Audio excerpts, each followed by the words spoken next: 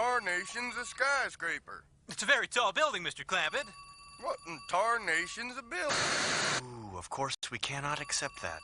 Everyone knows the country's full name is Outer Mongolia. Good morning, Katie. Good morning, Bryant. How are you? Me? I couldn't be better. Yourself? Just fine. Damn it, everything on TV sucks. Yeah, that sucks. Maybe we should, get another TV. Shut up, buttwad. I'm trying to watch this crap. The important thing to remember when raising turnips is not to let them overcook. Hunger for peace and brotherhood, hunger for food, it's pretty good. And now, back to Asbestos in Obstetrics. Damn it, this pisses me off. If we don't see things or Yeah, some... poop. That'd be cool. Poop. Yeah. Or, like, some butts, then I'm gonna, get pissed off. Yeah, really. Round 1, fight!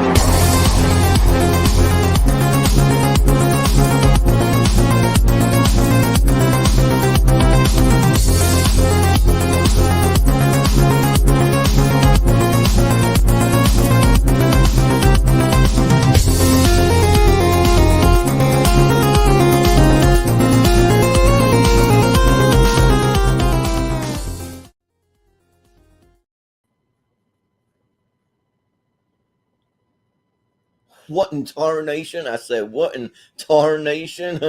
welcome to Tournament Fight. So what in tarnation is that? Well, just tune in and we'll find out exactly what that is, because it is going to be a TV battle, because tonight is Tournament Fights versus. So we're doing a battle between two friends of the show. We got the Canadian Brian Nussbaum squaring off against the Australian Richie Goodacre, and we're just going to talk TV. It's not necessarily like a super competitive battle. We're just having some fun tonight and just talking about these shows that they love, and hopefully we love.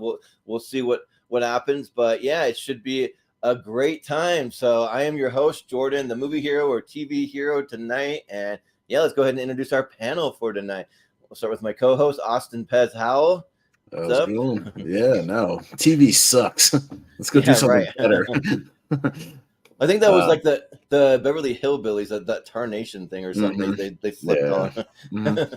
There was a brief program in there. I won't say which one they were flipping around. That is also on this list. Oh, really? Interesting. I'll just say that. Well, I tried to watch some shows that I could find. A couple of shows were a little tough to find, but I did my best. So yeah, but we'll bring in the two people of the hour. Let's start with Richie Goodacre. I do remember that clip. I haven't watched that clip since I was a kid, so now I recognize all those some of those personalities that they slid through. I'm like, oh, okay. I guess that's supposed to be Julia Child. Julia Child. Yeah. I'm gonna make a pie. A local news guy, you got to have a weird anchor. Brian Gumble and Katie Couric. It's being boring. I'm looking forward to this. I've mentioned before, I'm not like the biggest TV guy, but like, look, there have been great TV shows, over the past, and still great TV shows. So when I get the chance to, I usually wait till the season's over, so I can, can sort of watch them at my own pace. And when I do, then I enjoy them. They're great. So yeah, I'm happy to talk about them. Should be a fun time. Yeah. We also have Brian Nussbaum. We'll bring him in. What's up, Brian? Yeah, it's great. Here for some TV, some great shows. I have a list, but spoiler alert, there's one show on my list that's hard to find, which will be on this list. Well, I may have, if it's the one that you're maybe thinking of, I may have found a couple episodes. We'll see, but this could be the night viewers but have fun with the tournament. This could be the night. See. It could be, but before we bring anybody else in, Austin, I was going to say, could you throw the thumbnail up on screen one more time? I was just going to point out a couple of things to everyone. So if you look, Brian mentioned making it the Canadian versus Australian, so you got all the stereotypes. For Canada, you got some maple syrup up there on the corner. You got a hockey player. You got some poutine. You got some Molson beer there. You got the national animal of Canada, the beaver. And then for Australia, you got one of the most famous rugby players there in the back. You got a kangaroo. You got some meat pies. You got some Foster's beer right in the front, and then some Vegemite there. So just a whole bunch of the most stereotypical things you could think about from each. The only other thing you needed was a couple of asshole magpies pecking at Richie's head. Yeah, right. Which, by the way, Richie, I forgot to tell you, I got almost attacked by a sparrow this week, a fucking asshole sparrow, because I had the audacity to walk under a tree going into the fucking restaurant I was going into, and it thought I was trying to like attack its young, and I was like, "Get the fuck away from me, you little asshole!" Like doing the like dive bombing and shit. I was like, "Fuck off!" Yeah, nice. Yeah, I had a bird run straight into my sliding glass door yesterday because it was so clean. It's one of those things that it just flew right into it and just like crashed. So yeah, it's good times. But we got a couple other people here tonight. We got Chris Scott here. How's it going? What's up, guys? Rocking my appropriate Beavis and Butthead shirt.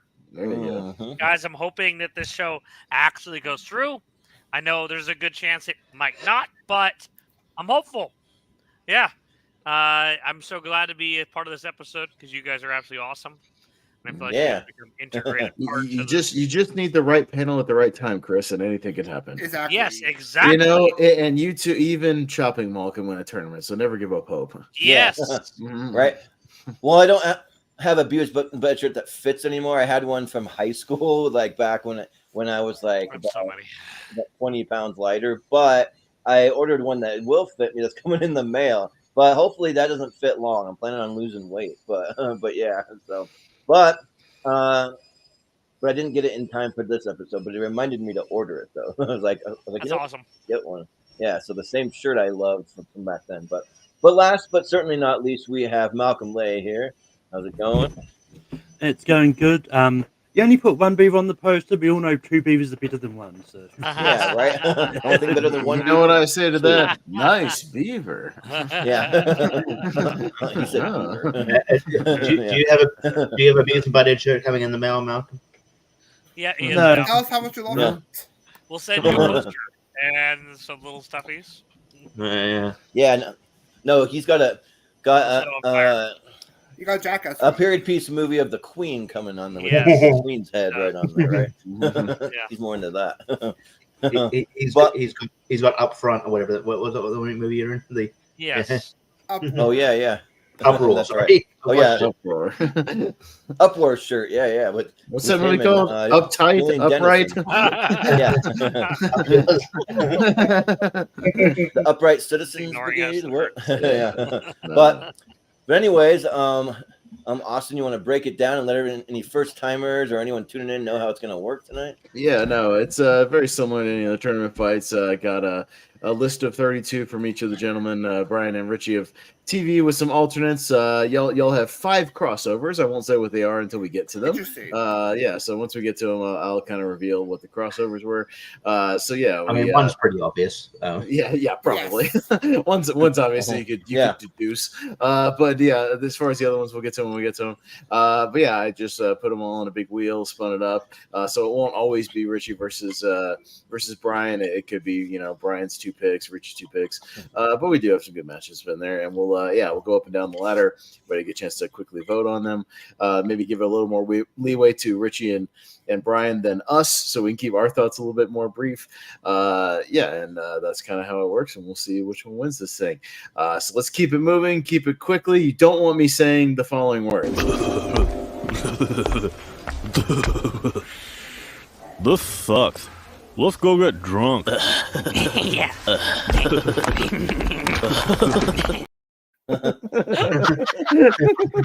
Just walking out in the middle of someone's comments. Go get drunk.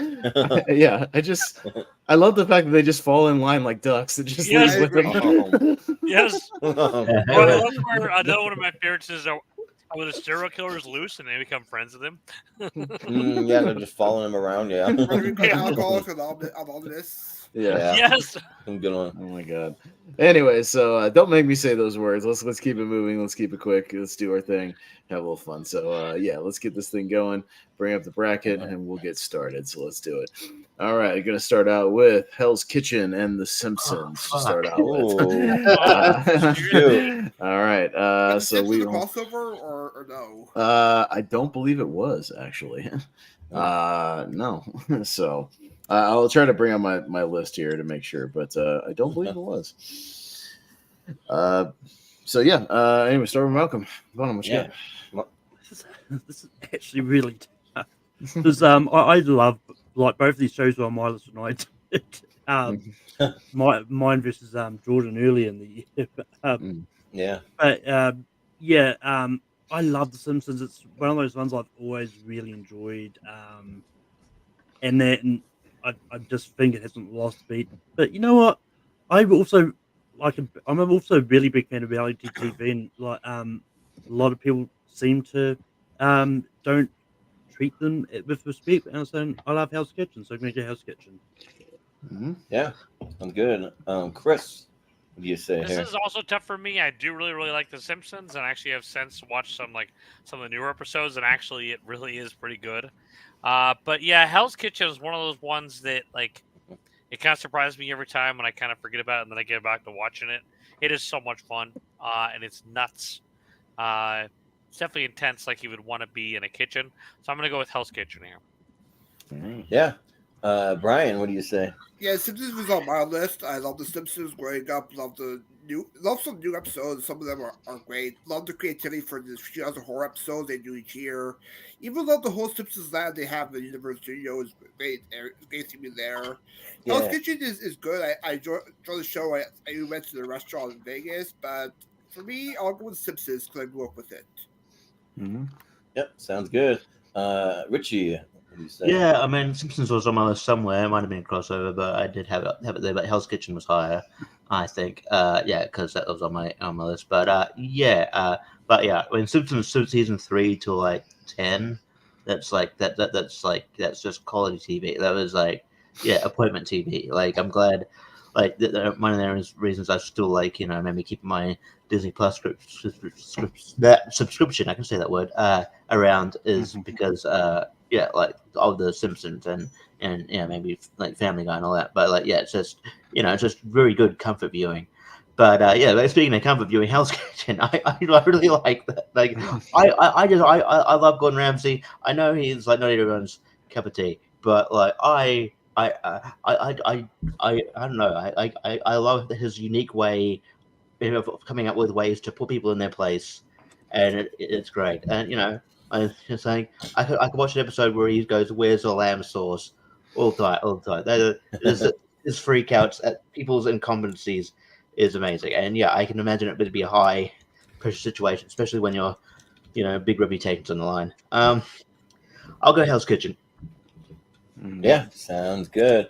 Austin, what do you say? Yeah, no, I've said it before. I was not allowed to watch The Simpsons when I was growing up, so I didn't see a lot of Simpsons. And still have only seen a little bit here and there. I'm obviously familiar with it, but I found myself going down rabbit holes of Gordon Ramsay stuff on YouTube, and just you could do those compilations of the dinner service stuff from Hell's Kitchen. Even if you watch the actual episodes, we all just skip ahead to the dinner service stuff. That's what you want to see. Who cares about the other competition? Crap. Just get to the dinner service where they're all screwing up, and I can't get enough of him finding raw meat and just slamming it in the garbage and going, "It's fucking raw, raw, raw!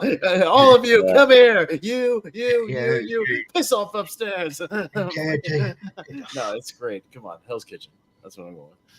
Yeah. You do seriously surprise me. You do.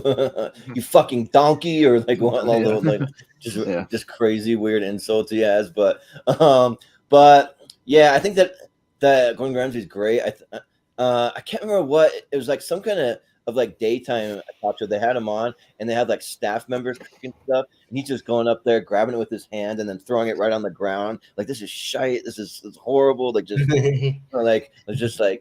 so good.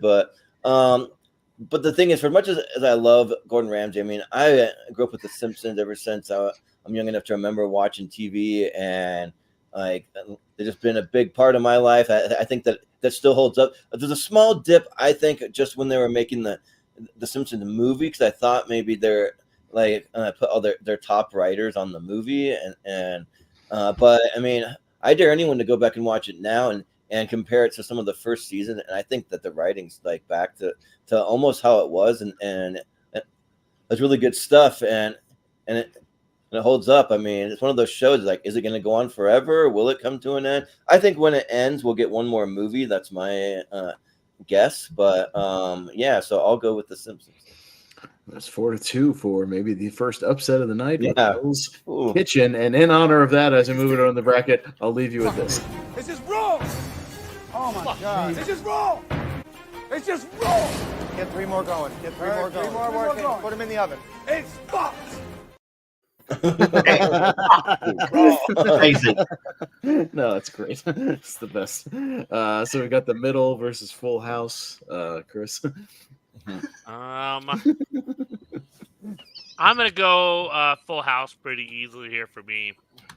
I love the Full House. Such a good show. Everything about this cast and just how they interact with one another, their characters. And I love that John Stamos has got all the new badass things. He's just so cool. So I'm going to go with Full House. Yeah. Brian, what do you say? Yeah, both of these are on my list. Full House is the show I grew up watching, but The Middle is an underrated sitcom that deserves more love. You have Neil Flynn from the Scrubs there at the father, Patricia at the mother. A lot of good humor there, and you get some SNL people like Brian Doyle Murray shows up, and Chris Kattan shows up, and it's a lot of fun, very underrated, so I'll go The Middle. Yeah. Sounds good. Richie, what do you say? The lack of enthusiasm Austin had when he read out the titles was really funny. Full House. It was really funny. Wait, what? You kind of trailed off there. The middle and the Full House. Yeah, obviously, and then I mean, I don't know if I ever watched like a full episode of Full House, but just because it was when I was like living in New Zealand at the time, it was just on before ironically, The Simpsons. So yeah, I obviously just knew it because it was like it's where Kate and Ashley got their start, even if they didn't want to, because hey, you're a kid, show business. And just looking back on it, like it's weird that like Bob Saget became like America's dad, even though like conversely he's like he was the dirtiest comic ever. Like of Gilbert Godfrey levels of like, and he's just like he's on America's Funniest Home Videos. Yes, but yeah, I never really got into the show. It's the middle one, but they got the janitor from Scrubs in it. Yeah. I like him, and it doesn't have a laugh track as far as I know. Does it? Does it have a laugh track? It's zero camera, so no laugh track. Damn it. Well, I like the guy who plays the janitor, so I'll go the middle. Yeah, Austin. I'll go the middle because it's not Full House. Like Full House, I think is one of the worst sitcoms ever made. I can't stand Full House. I think that show is just shit. that is like if I wanted to show an alien what not to do with a sitcom, I would show him an episode of Full House and say, "Don't do this." So yeah, I'm going with the middle. Yeah. So something that I found out that I didn't realize till years later. So Dave Coulier, Uncle Joey from Full House, he did a Alanis Morissette, and I guess like that song I think You Ought to Know is like about Dave Coulier and like their relationship. There's a whole podcast about it, and it's all about how they broke up. It's kind of crazy. But I still don't really love Full House though. I think it's just not that good. I think Jodie Sweetin's like pretty easy on the eyes now, like, but just for the original run, I watched it all just because it was on and it was part of TGIF. But like looking back, I don't think it was that good. And the middle was okay. I mean, Neil Flynn, like I like him from Scrubs, and he was all right on this. And then I thought Atticus Schaefer, like one of the like kids on it, was like one of the better parts of it. Yeah, so I'll vote for the middle. Malcolm, what do you say? Yeah, this is this is pretty tough for me because like I actually really like both of these shows. Like Full House is one that I grew up with. It's one that I always made sure to not miss an episode of in that, and even just listening to both the rewatch podcasts that they do of it, like, there's always so much fun being behind the scenes in it. But The middle is actually one of those ones I do think is pretty underrated. It's like, as well as the Janitor Floods from the janitor from Scrubs, it also has Patricia Heaton as the mother who was Deborah on Everybody Loves Raymond as well. And That's right, yeah. Yeah, so I'm gonna go Full House, see what happens. All right. No. Well, it's 4-2, and you know what I'm gonna do to Full House as far as this bracket goes? Cut it out! All right, bye-bye. I thought you were gonna give the toilet bowl noise, flush it down the toilet. No, I'm gonna cut it out of the bracket. It's gonna be a weird. That's kind of a weird crossover. Bully Beatdown is so good. Bully Beatdown and Family Feud. So Same shows. I mean, I think I'll give the first one of the night to this one. Yeah. Say what? All right, Brian. Yeah, I have never seen Bully Beatdown, but I do love Family Feud. I love all the different hosts like Richard Card, Richard Dawson. Steve Harvey's my favorite host of all. So love watching the compilation on YouTube. Give me as actor Pork Upine. What? Family Feud gets my vote. Pork Upine, yeah. Or mommy. Yes. Mama, yeah. But Richie, what do you say? Bully Beatdown was like I was watching. This is when I was like watching that the MTV and all those shows like back then all the time. But like it's just a nuts concept of a show. But it's like, hey, this person's bullying me. I'll get an MMA. You got to train. You have a professional MMA fighter to fight. Don't get me wrong. Like as most reality, some reality shows are like more obviously fake than others, but this is this show other than the fight itself, I think the show is like fake as fuck, but it's ridiculously fake. But the fight is real. Yes. But yeah, and Jason Miller was entertaining at this point. Like he's a very charismatic guy. Before he was a fucking lunatic. Now he's got a lot of issues now. I hope he sorts some stuff out. I hope he doesn't this is before he had like a little SWAT team coming surrounding his house while he's live tweeting it. So that happened. So yeah, hopefully he gets on the straight and narrow because he's an entertaining guy. He's very charismatic, and I think he was like one of the early stars of MMA. But yeah, it is just generally entertaining and funny.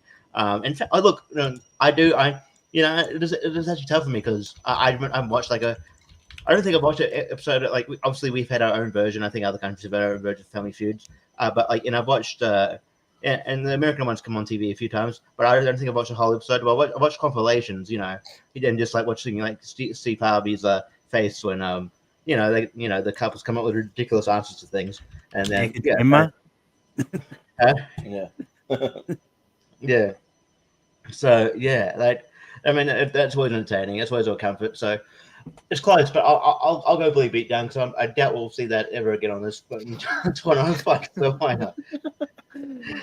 Yeah, sounds good. Austin. I was amused when I saw it on your list, Richie, because I've seen pretty much every episode of Bully Beatdown because that was one. Yeah, they played tons in syndication in the afternoons on MTV, and I've seen all of them. Although I was big on the UFC at the time, so like I liked seeing all the MMA stars on the show, including including all the ones that weren't like some of the ones that weren't even in the UFC at the time, Andrei Arlovsky and some of those guys. So no, it was fun. Yeah, I knew it was fake, but. What are you gonna do? It was still a fun concept. Herschel Walker was on that show for one of the episodes. That's kind of crazy. Yeah. Remember when he ran for like governor and he flashed a fake badge and said he was a cop? Yeah, that happened. He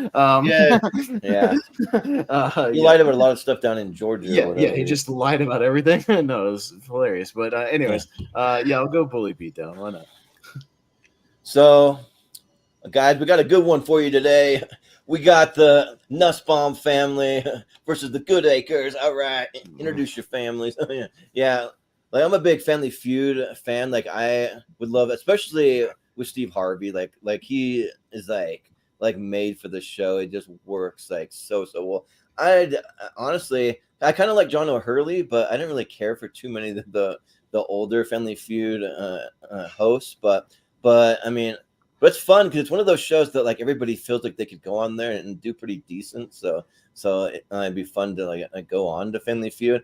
and I'd never heard of Bully Breakdown until I saw Beatdown. Beatdown, Yeah, not Breakdown. yeah. I'd never heard of it until this, and I wasn't even sure, like, is it an American show? I thought maybe it was like an Australian one or something like that. But I watched some clips. I went back and like saw him training with UFC fighters and getting in the ring and all that stuff. Seems pretty wild. I don't know, like, do they show them actually like going after their bullies? Like, do they show that? But they're not real bullies. They're I thought they're yeah, it's all made up nonsense, like, for the show. Yeah, they're not real bullies.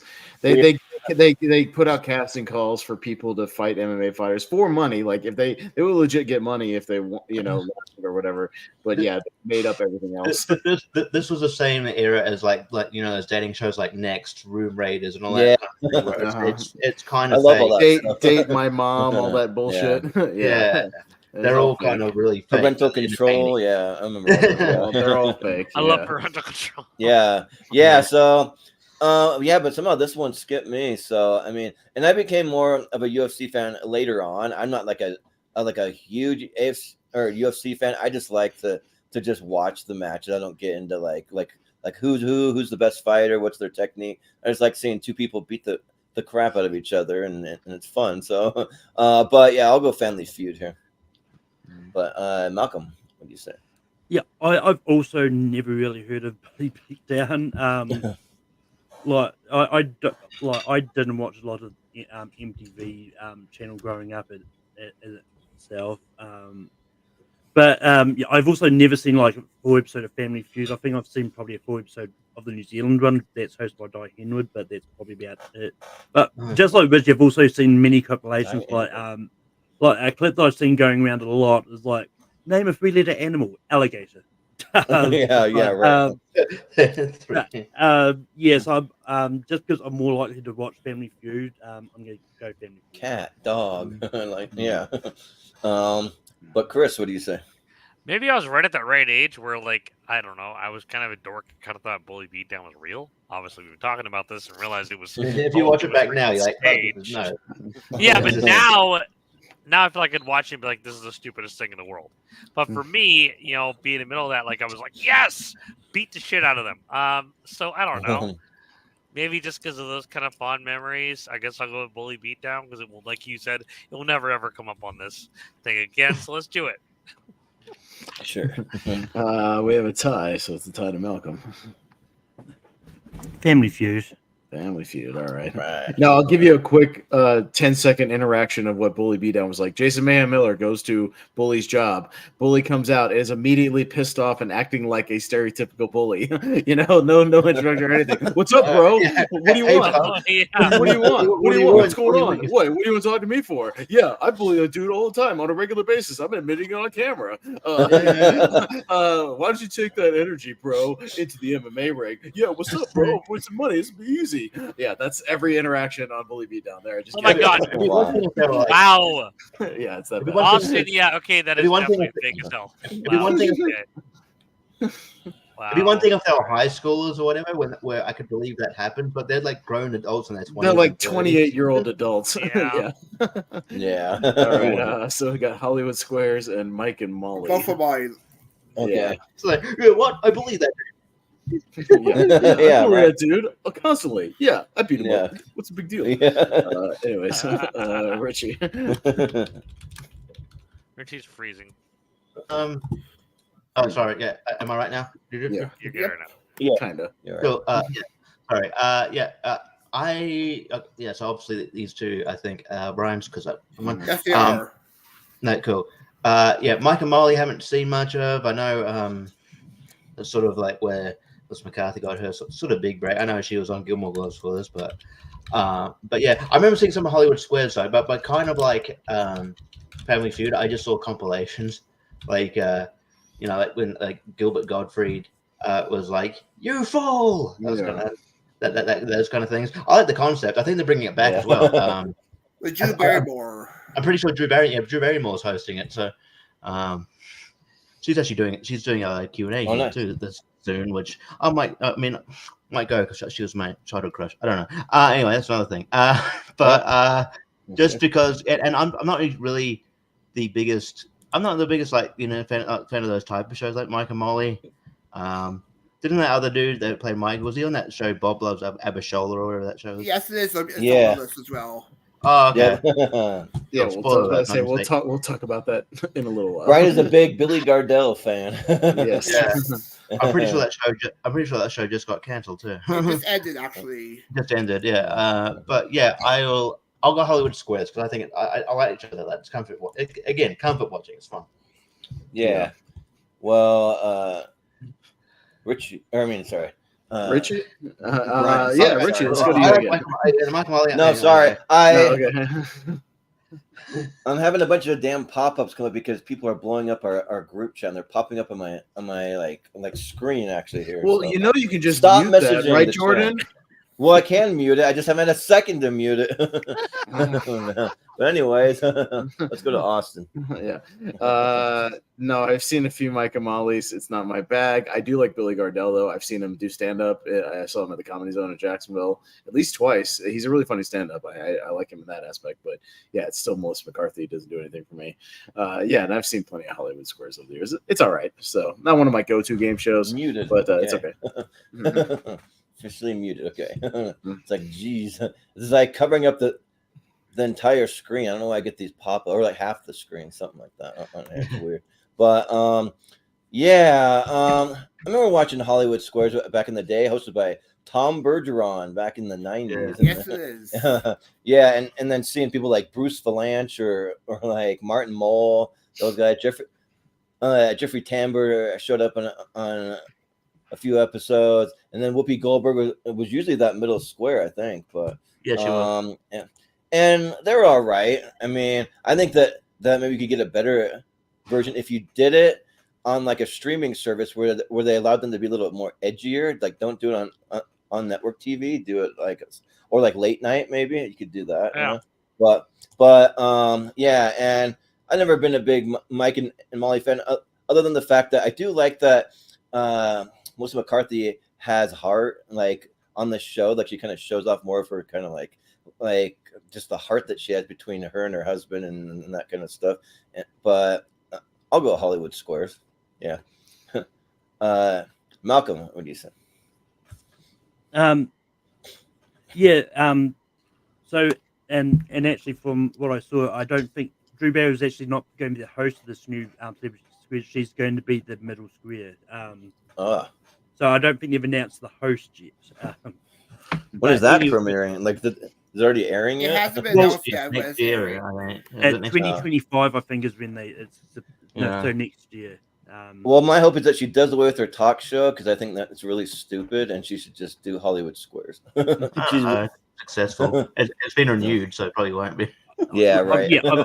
Look, they're not going to get rid of the talk show. Is it like once you get down on your knees and you start like bowing down to Dylan Mulvaney, I'm like, okay, this is the this show.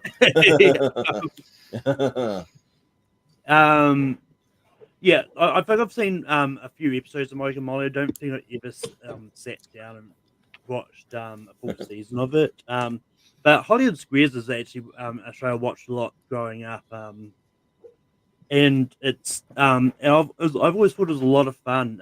I think when I was watching it was Tom Bergeron as the host. And for some reason they called it Celebrity Squares over here. I remember that. Yeah. But yes, I'm gonna go Hollywood Squares. Nice. Chris, what do you say? I'm gonna go Hollywood Squares as well. I remember also watching it, and I remember also compilations too with different stars that would kind of pop up, which I thought was kind of cool. Yeah, you wouldn't usually see like anywhere else, and I thought was pretty cool. So yeah. But yeah, I agree. We definitely need sort of a more edgier version. I definitely think it could be more successful. Yeah, because it gets a little cheesy at times. So yeah, I think that's why I first saw. I think that's where I first saw Penn Jillette. It was before I saw it. Yeah, Teller. Oh yeah, you're right. Yeah, he showed up on that. That's right. They were on that. Yeah. But Brian, what do you say? For me, Mike Myers is a sitcom I do enjoy watching a lot. I love the side characters like Rita Wilson as the cop. I love the waiter. He has some good lines. Even Susie Kirch for Liar has some great lines there. But yeah, Hollywood Squares is one of my favorite game shows. I'm a big game show person, and even one episode you see the Macho Man Randy Savage pop up as one of the people in Squares, and yeah, I'm curious which stars they'll get now. Maybe Nice. get Santa Bees there, but yeah, go Hollywood Squares. Big me, the extra block. Yeah. Oh, yeah, we're going to bucket right in. Yeah. My favorite was whenever Joan Rivers would pop up because she was the only one that would kind of be edgier. Like, no one else would. Hollywood Squares versus Misfits, and I wasn't sure which one it is, Richie, because there's about 9 shows called Misfits or the Misfit or the you got the right one. You got the right one. Okay, so good. I got the right one. I had to pick by chance. That was the first one that listed, so there you go. I don't know what it is, but all right, maybe you can tell us real quick, and then we'll vote. Yeah. I mean, I didn't know whether to put it there because I was like, oh, does it have syndication over there? But yeah. Misfits is a great concept. That these guys are sort of the group of people who, like, very kind of just troubled youths, I would say. They're on like this sort of prison day program, I guess. There's an accident, and they basically all obtain superpowers of some description.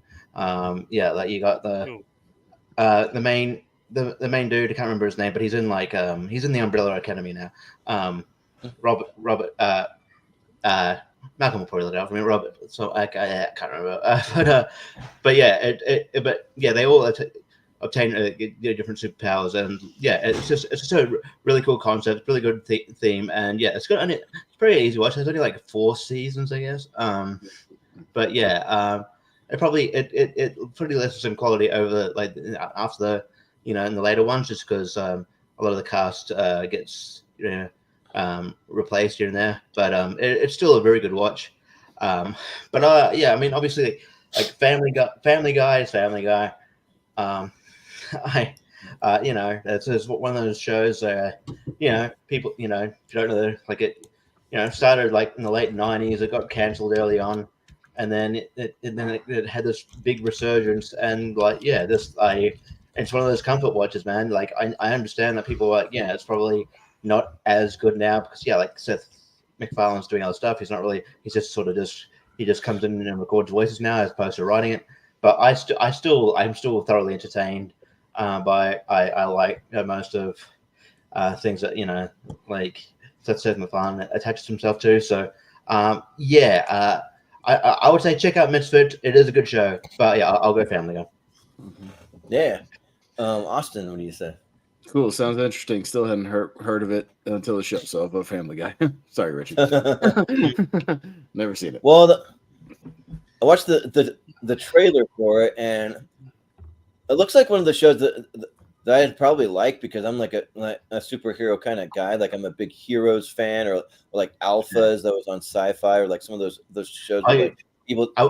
I will say it's not like your PG or PG. It's like hard. Like it's probably like a hard. As well as like swearing hard. It's like probably like a hard. That might make it kind of fun, just like spice it up a little bit, like So I mean, I'd be all right with that. But I mean, Family Guy's Family Guy. I mean, there's so many like quotable things. I've been tempted, like if I want to cheat and like get us some subscribers on our channel, just like start uploading like 6 or 7 of those best Family Guy moments, because people will sit there and watch them all day. I did that on my personal. I uploaded one clip of Family Guy of like Stewie doing something from Little House on the Prairie. It's got like 35,000 views. It's crazy. Like thousands times more than what we get on this channel. It's crazy. So I just did that for an experiment and it worked. But Family Guy's awesome. He's Quagmire. Giggity, giggity, giggity, giggity. Let's have sex. like just so many like cool, like just funny moments and great characters. Yeah, it's good. I'm curious. Well, we won't go up against the Simpsons, but that would have been a good matchup. So we ruined that one. So Makes sense though because they did a Coaster episode. yeah, right. So, but yeah, Family Guy for me. Oh, Malcolm, what do you say? There's actually a crossover between both of these shows.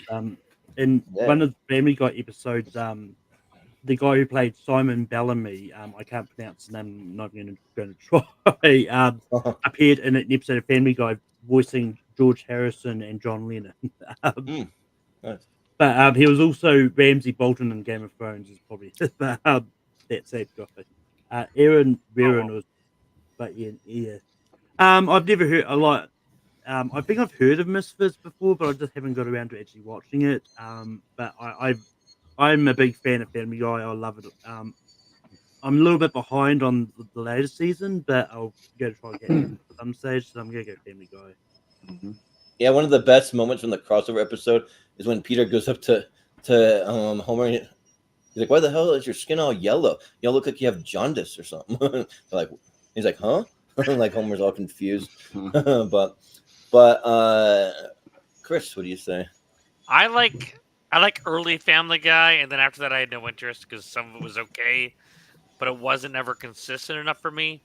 So only because of that, and Misfits actually looks really bomb. I just saved it on Hulu to watch. It's on Hulu and Peacock. Gonna go with Misfits here. Yeah, I'm good. Brian, what do you say? I haven't seen Misfits. Family Guy is a show I enjoy watching. I love their Star Wars parodies. They did satire original trilogy, great chicken fight. I got them all on DVD. Yeah, the Star Wars ones. And also some great musical numbers. So I'll go Family Guy. All right. Well, Family Guy will win. And as I move them over, I'll say, ladies and gentlemen, Mr. Conway Twitty.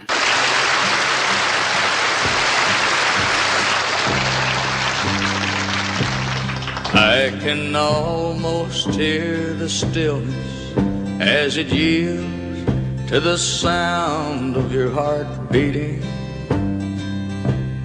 Bum, bum, bum. Robert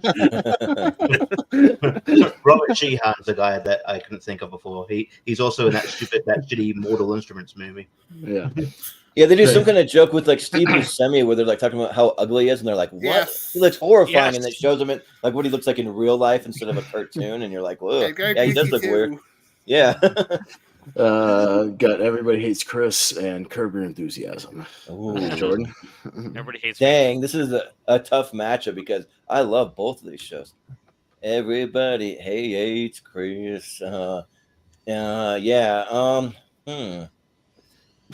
like so. Curb Your Enthusiasm is very hit and miss for me. There'll be episodes that are just all timers. I'm just like crying, laughing, and then there's some other ones where I'm just like, like it's just Larry David complaining about stuff and like I don't know. Never hit to me the way Seinfeld did, but it's still like got like a Seinfeld quality to it. That's pretty good. Everybody hates Chris. Like yeah, I love the I always forget the who plays the main guy, Tyler James Williams. Yeah, like he's good. And then Terry Crews, like especially the one where like he's trying to save money. They're like, "You just spilled this milk. This is 35 cents of milk. Someone got to pay for this milk." and like yeah, he's just like a real like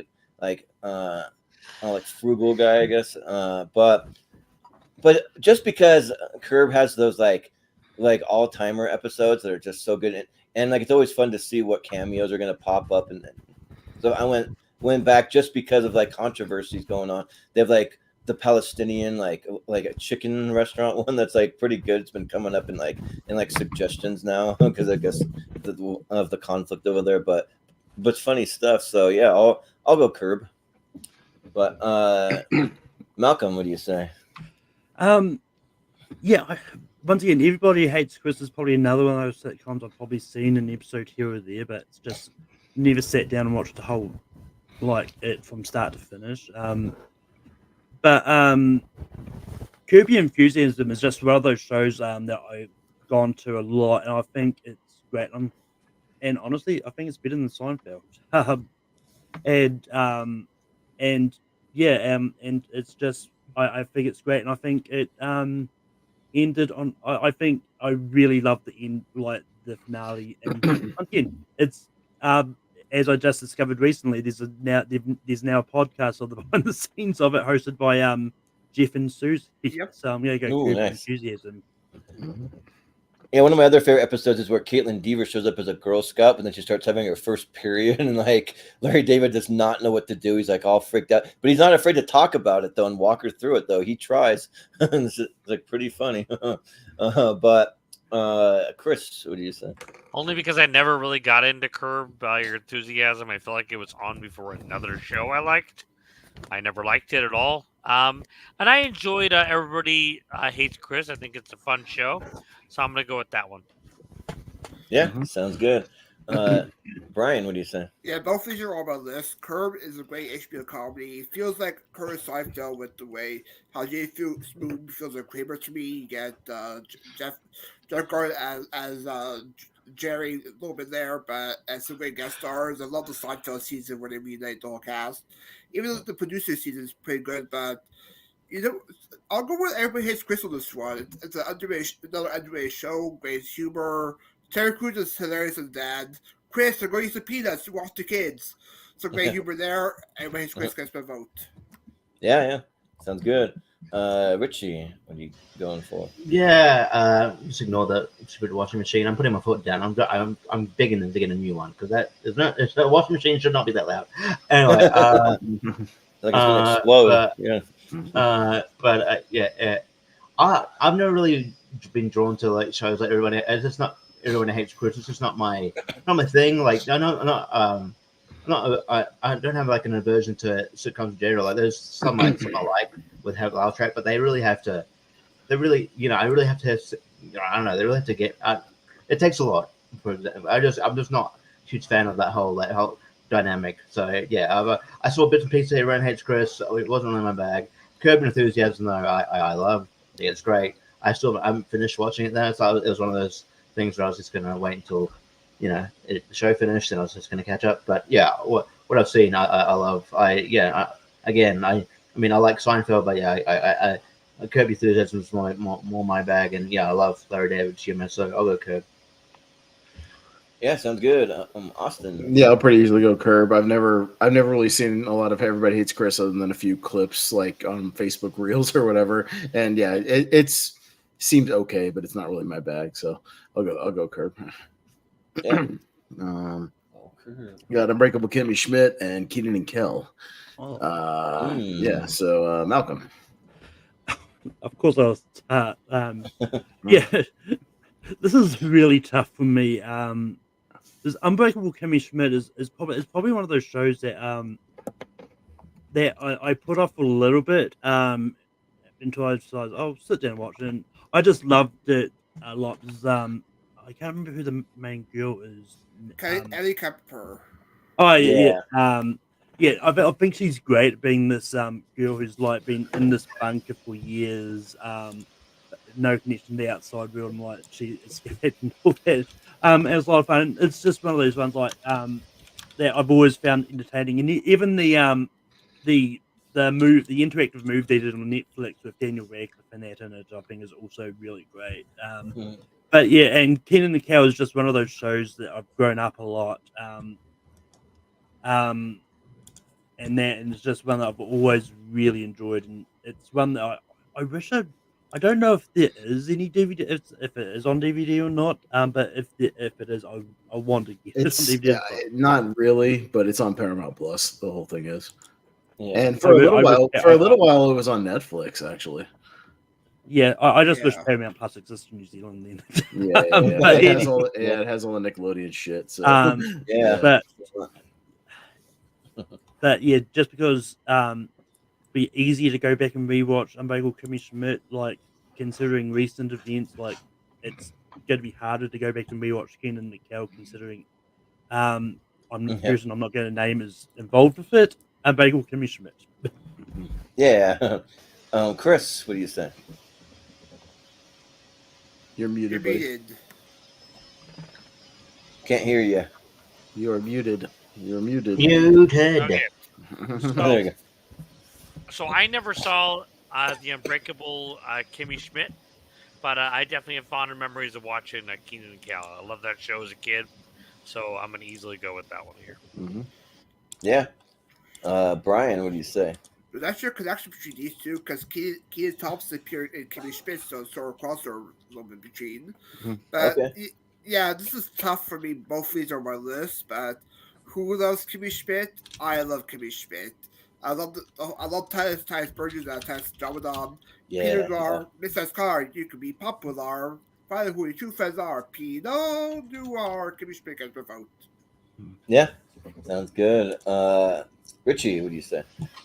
I find it funny that that you couldn't remember like Ellie Kemper's name, Malcolm, because me and Austin had the same conversation about another show that'll come up later, and we're like, "Who's that? Who's that? What's his name?" And I literally went like, "It's the Kimmy Schmidt chick. Like, what's her name?" And like, then, yeah. And then I went, "Oh yeah, Ellie Kemper." So Yeah. yeah, I tried to get into Unbreakable Kimmy Schmidt.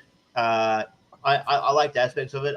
I honestly think like Titus Burgess kind of grated on me a while after a while. Just like I found him like annoying at the point. I don't know. I know he's meant to be able to talk, but it's just sort of like, yeah, I just found it annoying. I prefer him on like, you know, I prefer him on the like the, that stupid reality competition show Sing On. I prefer him on that. I just but yeah, Keenan and Kel. Yeah, look. Yeah, I debated whether to keep this on. I'm going to. I don't know how affected it was by. I'll mention Dan Schneider or whatever. But like, it's still an entertaining show. But yeah, obviously the chemistry's there. You can tell they're all really good friends. Yeah, and I'm surprised that Cal hasn't done like a lot since then. But I'm glad But obviously Keenan had a knack for like sketch comedy. But yeah, so I'm gonna go Keenan and Kel here pretty easily. Yeah, Austin. I'll just say for anybody not voting for Keenan and Kel, I'll ask you one question.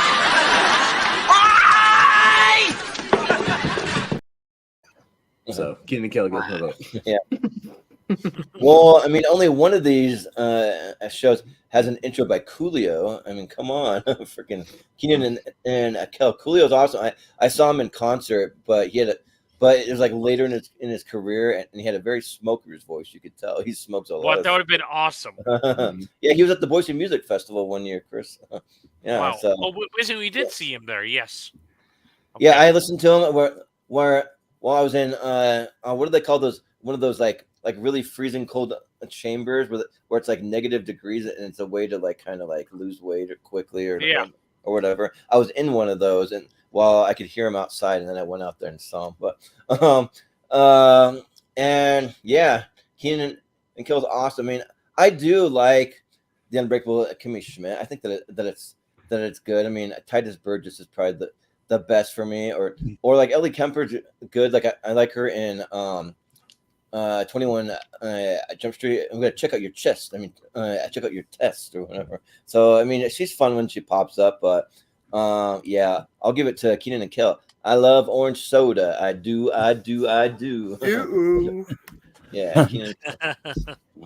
Kel was actually a youth pastor now. He at oh, nice. Really? Yeah, he's a Christian. I want Kel to be my youth pastor. Jeez, that would be awesome. Got Sherlock. And oh no, we not even like why. We have to. I don't think everybody grew up with the Turtles, Chris. Some people, not everybody. Chris, would you go first and say? I think we all grew up with them. Genuinely, really freaking hard. I love the Sherlock show. That show's incredible, but it's the Turtles. Like I'm not even worthy. So it's the Turtles. Yeah. Everybody vote with your conscience and vote for the Turtles, please. Yeah. Brian, what do you say? I'll go with Turtles because it has one of my voice actors, Rob Paulson, as Donatello, so the Turtles a vote. Yeah, that's true.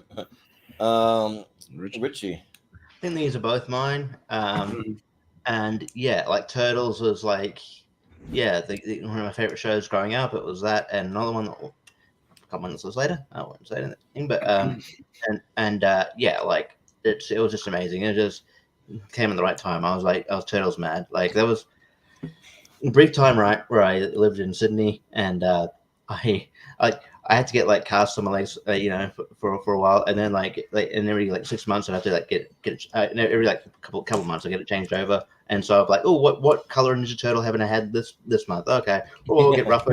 Okay, and then so that's how much it how much I don't know. It worked my brain a lot.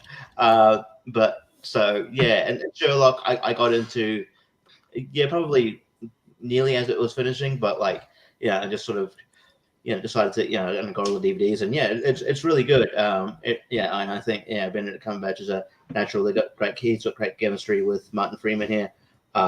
It's a great sort of I don't know if you call it a mini series, but I guess it kind of is. But yeah, I think it is Turtles, but yeah, I wouldn't say it's a no-brainer, but it's Turtles. Yes. Yeah. Austin. No, I watched like one or two of the little series thing of Sherlock, and I just couldn't get into it personally. I get why people like it. I've never been a big Sherlock Holmes guy as well. I'm not into the Robert Downey Jr. stuff either, so maybe it's just not my bag. But yeah, I'll go with Turtles. I had all the toys, so yeah. Yeah, I mean, this is a tough matchup because I love the Sherlock series. I think that it's great. I am a big Sherlock guy, and I like how they play out like movies. Some of these episodes are like 2 hours long, but to be fair, they only have like some seasons only have like 3 episodes. But when they're 2 hours long a piece, that kind of like equals out to like almost a full season of some of these TV shows we have now. And yeah, it's got a great Moriarty. I forget the actor that plays him, but he's really good. And yeah, Benedict Cumberbatch plays like a good kind of more of like an a-hole type of Sherlock, just like not the nicest guy, but he gets the job done, and he still likes Watson. He's still his friend, but he just isn't always like he just got like a very like I don't know what you even call it, like autistic personality, or I don't know what it is. It's like something like that, but we just notices everything. But yeah, it's Turtles though. Like the Turtles freaking rule. These are my Turtles. These are my favorite version. I love this version of the Shredder too, just being almost kind of like the bumbling Shredder, where he's like Bebop, Rocksteady, you idiots, you imbeciles, or whatever, and then the Krang going like being the weirdo voice, and going to Dimension X, and like the Technodrome. Like I had every toy and every Ninja Turtle thing imaginable growing up. So yeah, let's go Turtles. Malcolm, what do you say? To answer your question, Moriarty was played by Andrew Scott, who you would have seen in All of Us Strangers recently. Yeah, he's great. Yeah, but yeah, I've never really seen any of the Turtles. It's just never been something I grew up with. But in saying that, I've also never seen Sherlock either. Not that I didn't want to, it's just that I just never got. Every time I go round, I always get distracted by something else I have to watch or something. But I did recently have a Sherlock Formula Random earlier this year, which Maria wrote the questions for. But I'll give a pretty vote to Sherlock. It's probably what I'm more likely to watch the other two. So, all right. Yeah, this is the definitive cartoon Turtle, not that weirdo remake they did on like Nickelodeon. Like F that bullshit. Yeah, this is the Turtles. Hot in Cleveland and Third Rock from the Sun. Brian. Yeah, these two actually feature Ray Knight actually for a crossover, but I love Hot in Cleveland. It's like a more Golden Girls. You get some great reunions, and like Mary Tyler reunion, and Kevin shows up. But Third Rock from the Sun is in my top 5. I love it. I love the characters, so Third Rock from the Sun gets my vote. Yeah. Richie, what do you say? Yeah, I just couldn't get into Hot in Cleveland. It's not my thing. Third Rock from the Sun though is one of those ones that did get me, even though it has that kind of took-on vibe in the laugh track. But yeah, I think there's I think John Lithgow's great, and it's the first time I really saw just Glenn-Levitt and Prince Stewart. He's still like a weird looking dude, isn't he? Anyway, he's weird, yeah. He's weird. Anyway, and Christian Thompson, who's Christian Johnson. Yeah, Christian Johnson, who's cast as Wilmer, is in People Las Vegas. I mean, Las Vegas. But yeah, but it is a really good show, and yeah, Wayne Knight, and yeah, it's just I believe China's on an episode too. One point. Yes. Probably. Yeah, and yeah, I just like the dynamic. I actually think it's just generally funny. Yeah, and it was actually entertaining. So yeah, this is one of those sitcoms that got me. So I'm gonna throw it off in the sun. Yeah. Austin. Yeah, no, I my dad watched Hot in Cleveland, but I never watched it. He was like really obsessed with it. And Third Rock wasn't one of my go-to sitcoms, but I would watch it if it was on. It had quirky enough like weird humor to where it kind of stood out from the other sitcoms. And I thought the writing was least creative, so I'll go Third Rock. Yeah, I never got into Hot in Cleveland either. I mean, I do think Betty White's a national treasure. She is like one of the funniest, just like old ladies. Like she's really great, and even when she was young, she was funny. But I just never watched the show. But Third Rock from the Sun, I mostly watched it in like reruns whenever it come on in like syndication, and I like the entire cast that's on there. Except French Stewart, I think is weird. I just don't get that guy. I just don't like. He's like always squinting. I love the like SNL. Yeah, like Saturday Night Live, the like Celebrity Jeopardy, where I can't remember who's doing him, but Jimmy Fallon. Like, yeah, he was a good French Stewart. And then Kristen Johnston was great in the last season of The Righteous Gemstone. She was on that and that was pretty good. But bless you, and I'll vote for Third Rock from the Sun. Guys, we can all chip in and get a cameo from French Stewart for $100 for the show. $100? Oh, really? Yeah. That dude isn't even worth $25. Come on. I'm sorry. That would be kind of cool. I don't know. Wasn't he in Growing Pains? I don't know if he was. I feel like. Oh, okay. Mom, yeah. But Malcolm, he said. You mean French Stewart, the guy who played Inspector Gadget in the sequel to Inspector Gadget? Yeah. What is that all about? Yeah, never mind. You mean French Stewart, the guy who was in Home Alone 3? No, he was in 4. He's in 4. I hate to, and he's not playing Marv. He's playing Harry. It makes no fucking sense. No, he's playing. Stewart might need the money. He's playing Marv, but the costume people dressed him as Harry because they're dumb fucks. So because they dressed as the wrong character. Yeah, it's weird. But yeah, I actually never got into Third Rock from the Sun. It's one of those shows that was on a different channel than what I always watch. But I did actually watch Hot in Cleveland. It's one of those ones I really enjoyed myself. And Rob Schneider was a guest appearance on Hot in Cleveland once. So I'm going to go Hot in Cleveland. Oh, nice. I remember back when Rob Schneider had his own sitcom. It was called Rob, and they canceled after like 6 episodes or something. Yeah, but Chris, what do you say? Make sure you're not muted. So I was looking up to see what all he was in. I was like, what? But I don't know. I never really got into Hot in Cleveland at all. But I remember decently liking Third Rock in the Sun. It's a fun show. So I'll go with that one. Mm-hmm. Yeah.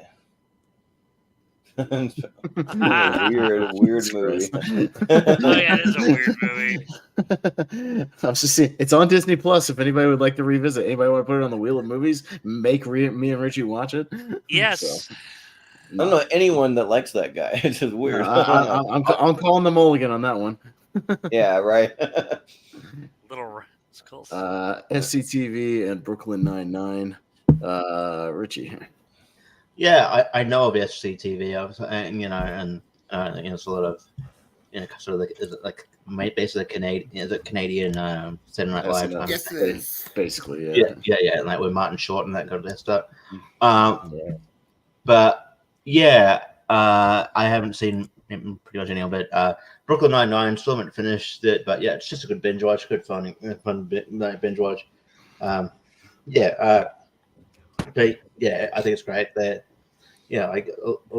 some episodes are better than others, but there's still obviously some scenes that stick out as great. Obviously the when they're in the can you tell which one killed your brother, and then they all sit there, but they're all singing they're all thinking that I want it that way. And he goes, "Oh, that's the guy that killed my brother." Oh yeah, I forgot about that.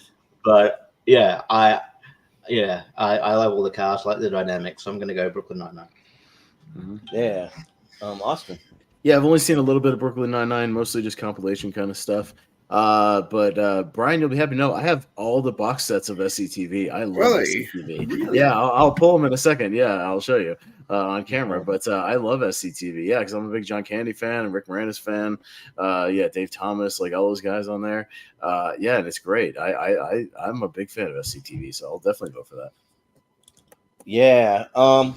So I was all set to start watching Brooklyn Nine-Nine because I think I've never seen a full episode, but I've gone and watched all kinds of clips, all the cold opens and all that. But then we started doing this decade tier ranker, and I got to watch TV from whatever decade it's in. So I'll get back to Brooklyn Nine-Nine once I finish up some of that. But one of my favorite compilations, just called Terry Crews Loves His Yogurt, and it's just all the different clips of like Terry Crews getting yogurt out of the fridge and eating yogurt.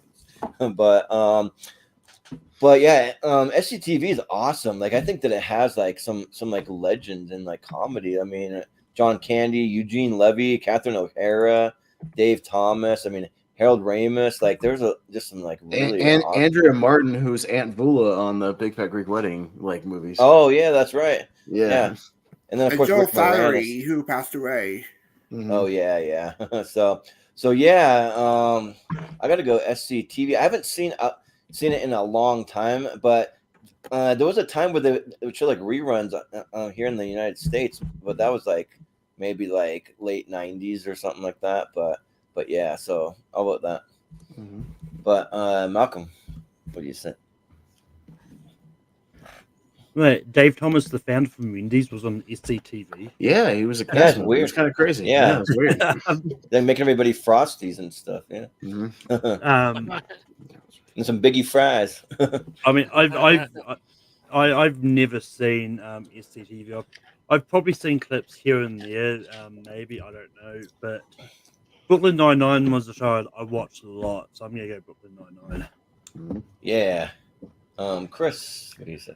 I always kind of hated Brooklyn Nine-Nine. I don't get it. I've tried watching it. I'll take there.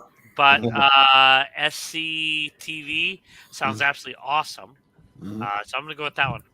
Yeah. And I'm trying to find it. And actually, apparently, it is not cheap if you can find that full box set. No, there's a ton of episodes on YouTube though. You can just watch a lot of it on YouTube. There's tons of full episodes on YouTube. You can just find them. People upload them. Yeah, I'll go back and check some of those out. Yeah. But yep, for me, I'll go with SCTV on this one. Got show some for KTV there. I love the cast members. John, some great clips, especially the sketch where they do Leave Beaver reunion special with John Candy and the Bee, which is hilarious. And there was talks of a reunion movie for Netflix and Martin Scorsese directing it, so I'll go SCTV.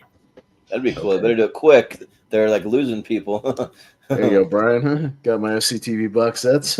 Yeah, that's cool. Yeah. Good shit. Nice. Yeah, I found them actually used at a couple of used DVD places, so I picked them up. That's awesome. Yeah. No. Well, now I want to look out for it because that's awesome. Yeah, I got them each for like $20 a pop. Like they're like 5 discs a piece. Pretty good.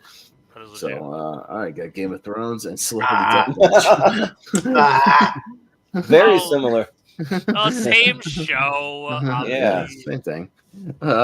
Me, I watched the first 2 seasons of Game of Thrones. Could not follow what the hell was going on, so I gave up.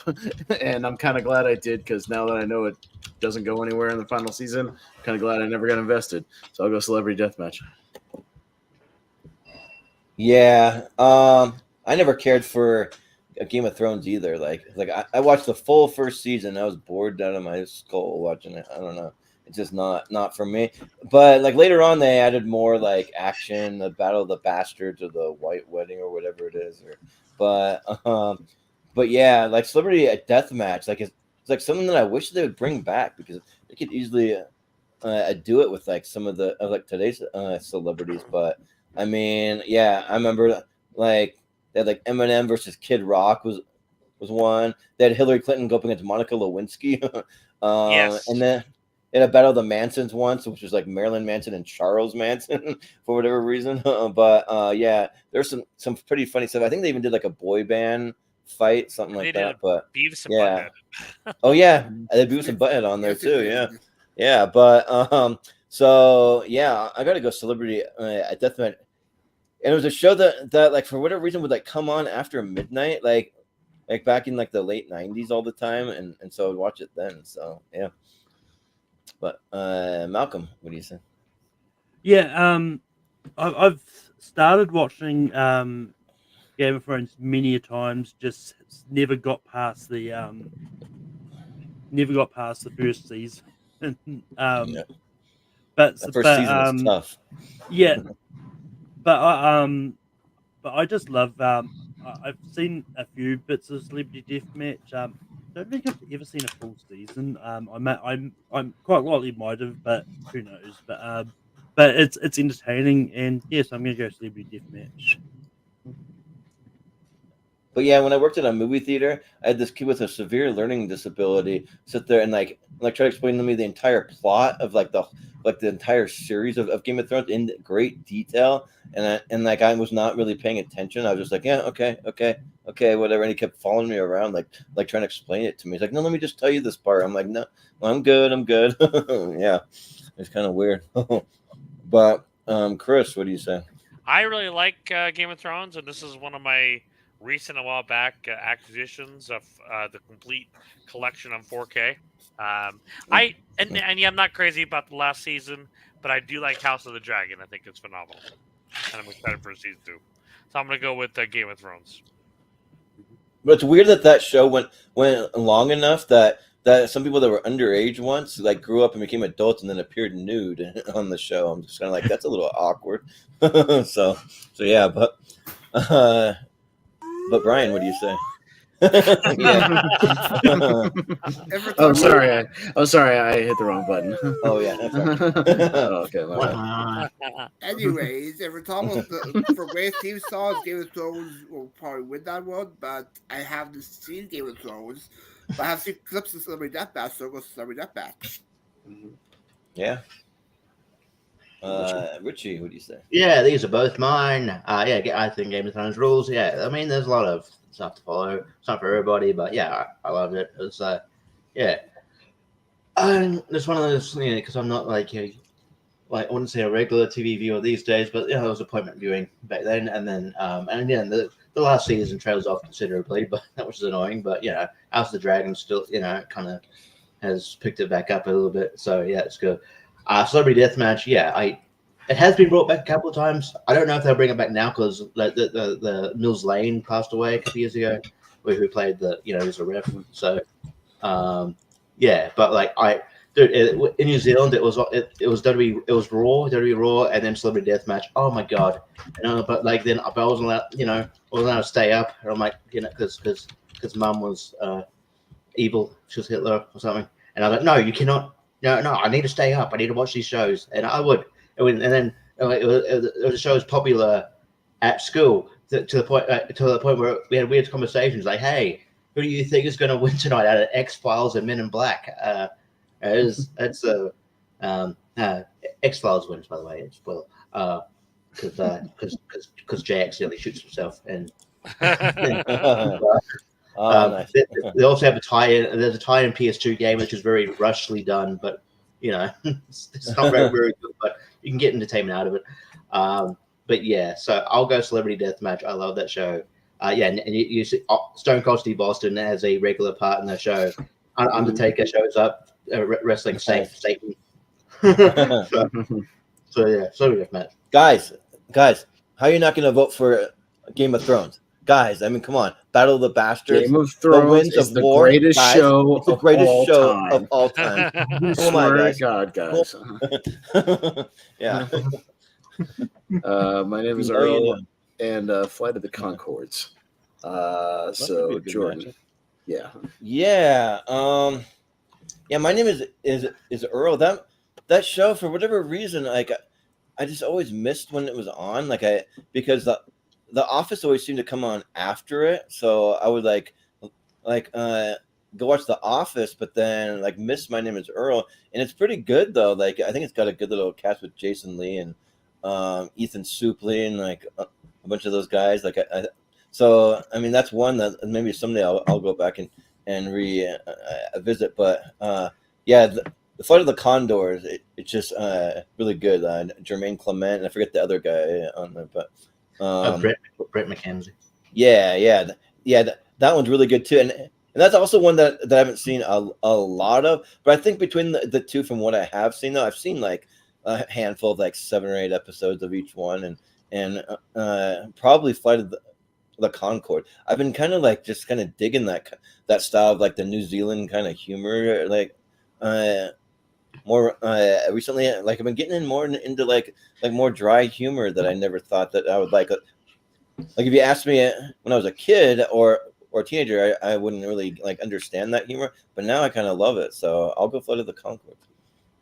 But Malcolm, what do you say? Yeah, you would think I'd be the one person on here that's actually seen Flight of the Concorde. Oh yeah.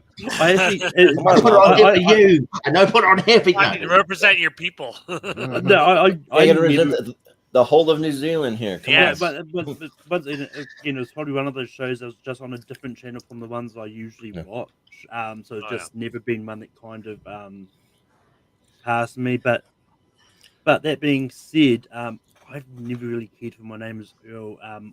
I tried watching the first season, but I just didn't find it funny in that. So because of that, I'm going to go Flight of the Conchords. Sure, yeah, sounds good. Chris, what do you say? Between the two, I don't know. I think I watched a little bit of Flight of the Conchords, but I never quite got into it. I don't know why it just didn't resonate with me. It might resonate with me now because like I do like that drier humor a lot. But I mean, and My Name Is Earl was on before other stuff I liked, but I have since gone back and rewatched it, and I do really like it. I think it's a lot of fun. Yeah, you kind of want to I feel like lead with the shows that are popular, because afterward people will just keep their TV on, and then whatever comes after they might watch it, So right. But Brian, what do you say? Yeah, I haven't seen Flight of Conchords, but Maze Earl is one of my favorite sitcoms in the 2000s. Great cast of characters, even some great guest stars. Bo Bridges shows up. They do some good episode of the cops really satire it, and I'll go Maze Earl. Yeah. Richie, what do you say? I'm not crying. It's just raining on my face. Yeah, I love Flight of the Conchords. Yeah, and I didn't think that I didn't know the show would work, because it's a different type of humor, but I'm glad it worked for them. Yeah, and I like the supporting cast too. Christian Charles, a super fan. Arj Barker in there. It's a pretty well known here in New Zealand as well. Yeah, he might have seen him make headlines recently because apparently it's controversial to kick out a mum with a screaming child. Don't bring a child to a comedy show, you fucking idiot. Anyway, but yeah,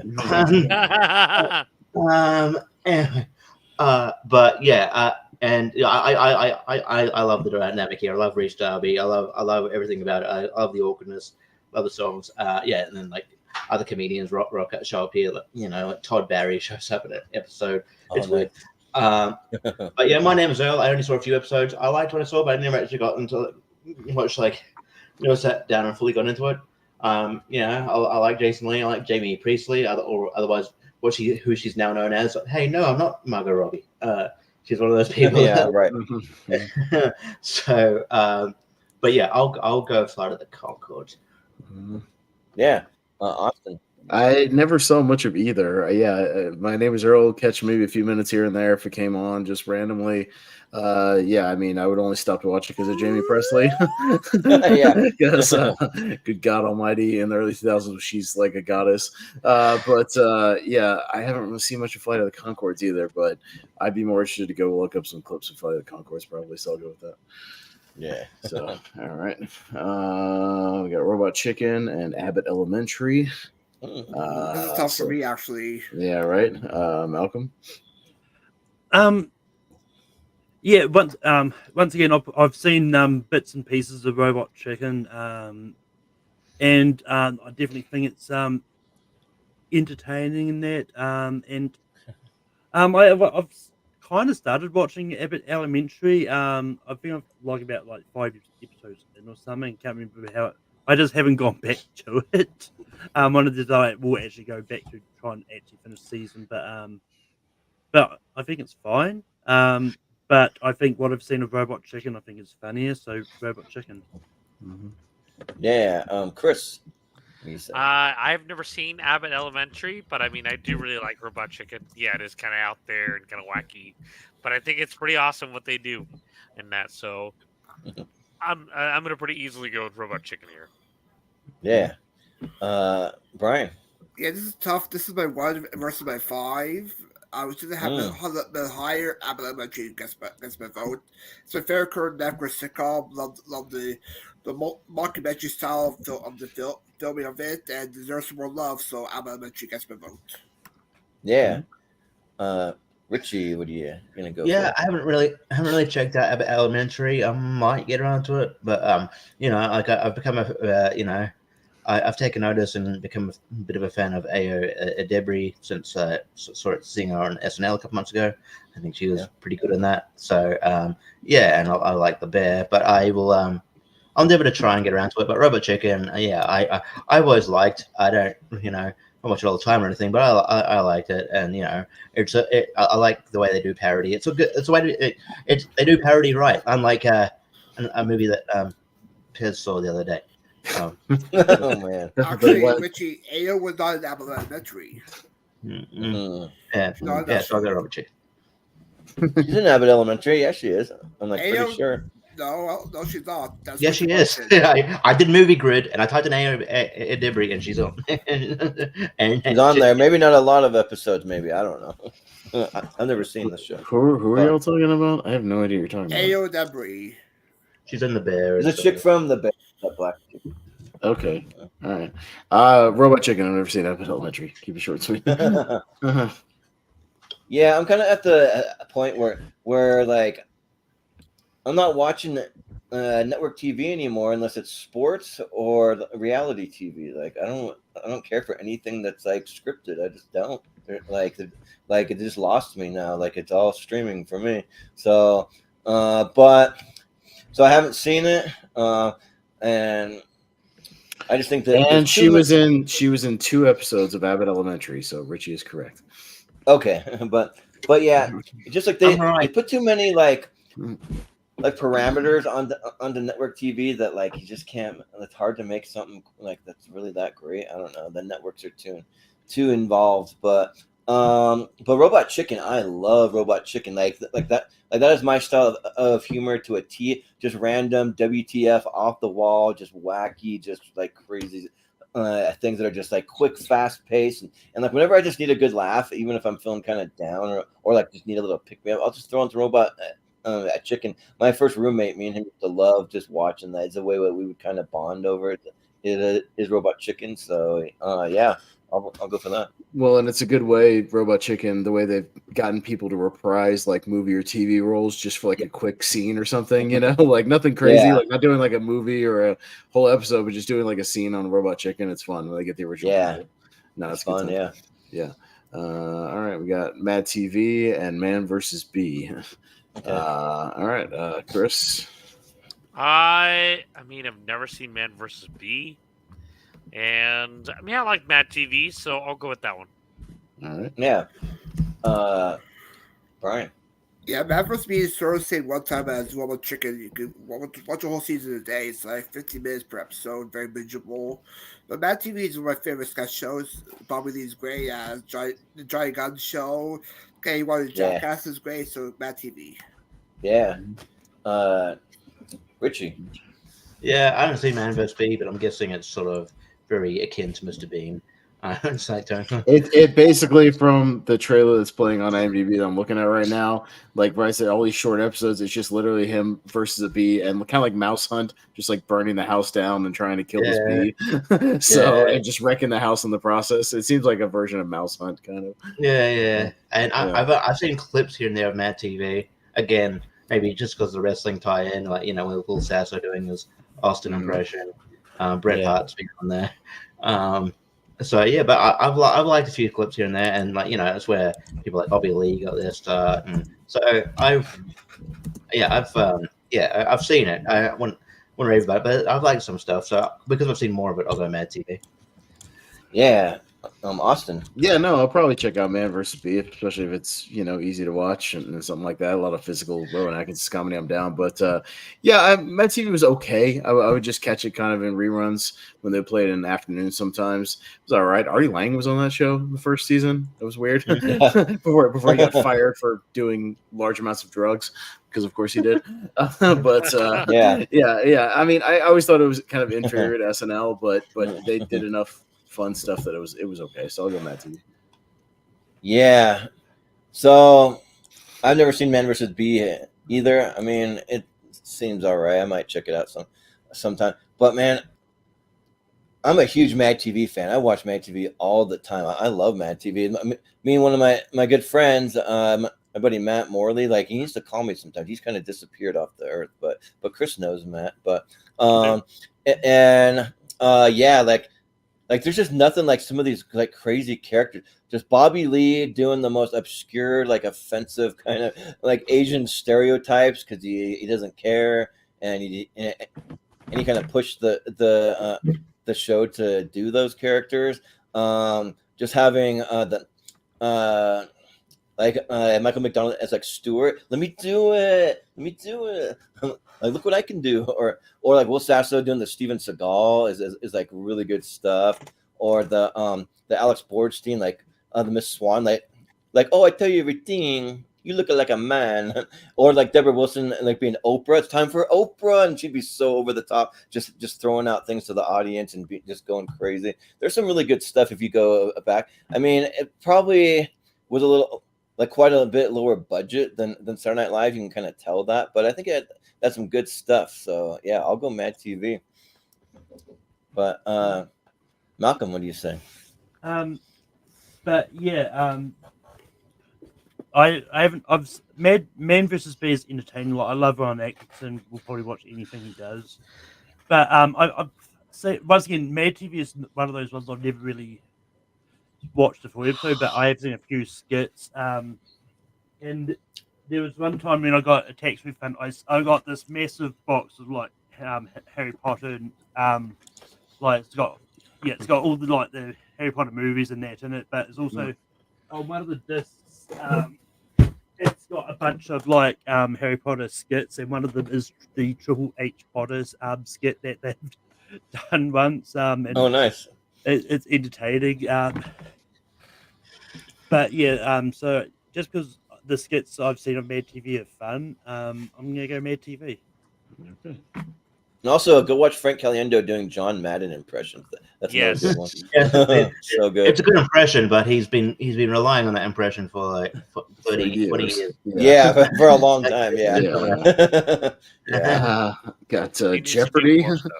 And SpongeBob SquarePants. Tournament fights. That seems like a thing would be on Jeopardy. Alex, I'll take SpongeBob SquarePants for 800. I'll take things to watch when you're stoned, Alex. Thank you. Yes. Brian. Chocolate. Did you say chocolate? SpongeBob gets my vote. I like Jeopardy, but I see more SpongeBob. Chocolate. You got to scream it. Yeah. But yeah, Richie.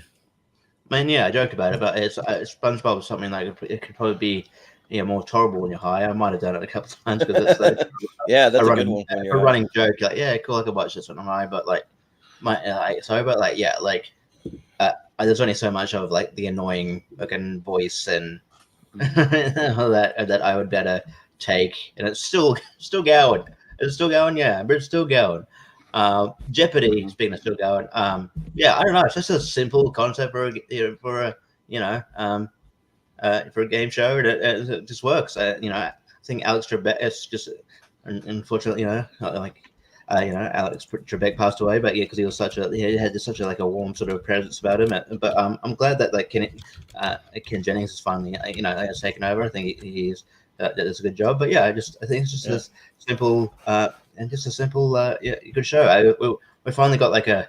It's cheeky how they've done this. So there's a UK version, but there's also an Australian version of Jeopardy. But they're both hosted by Stephen Fry, right? But what they did with the Australian one is that they just did it in the UK. They just put out a call out in the UK for people in the UK who are Australian who live in the UK. So and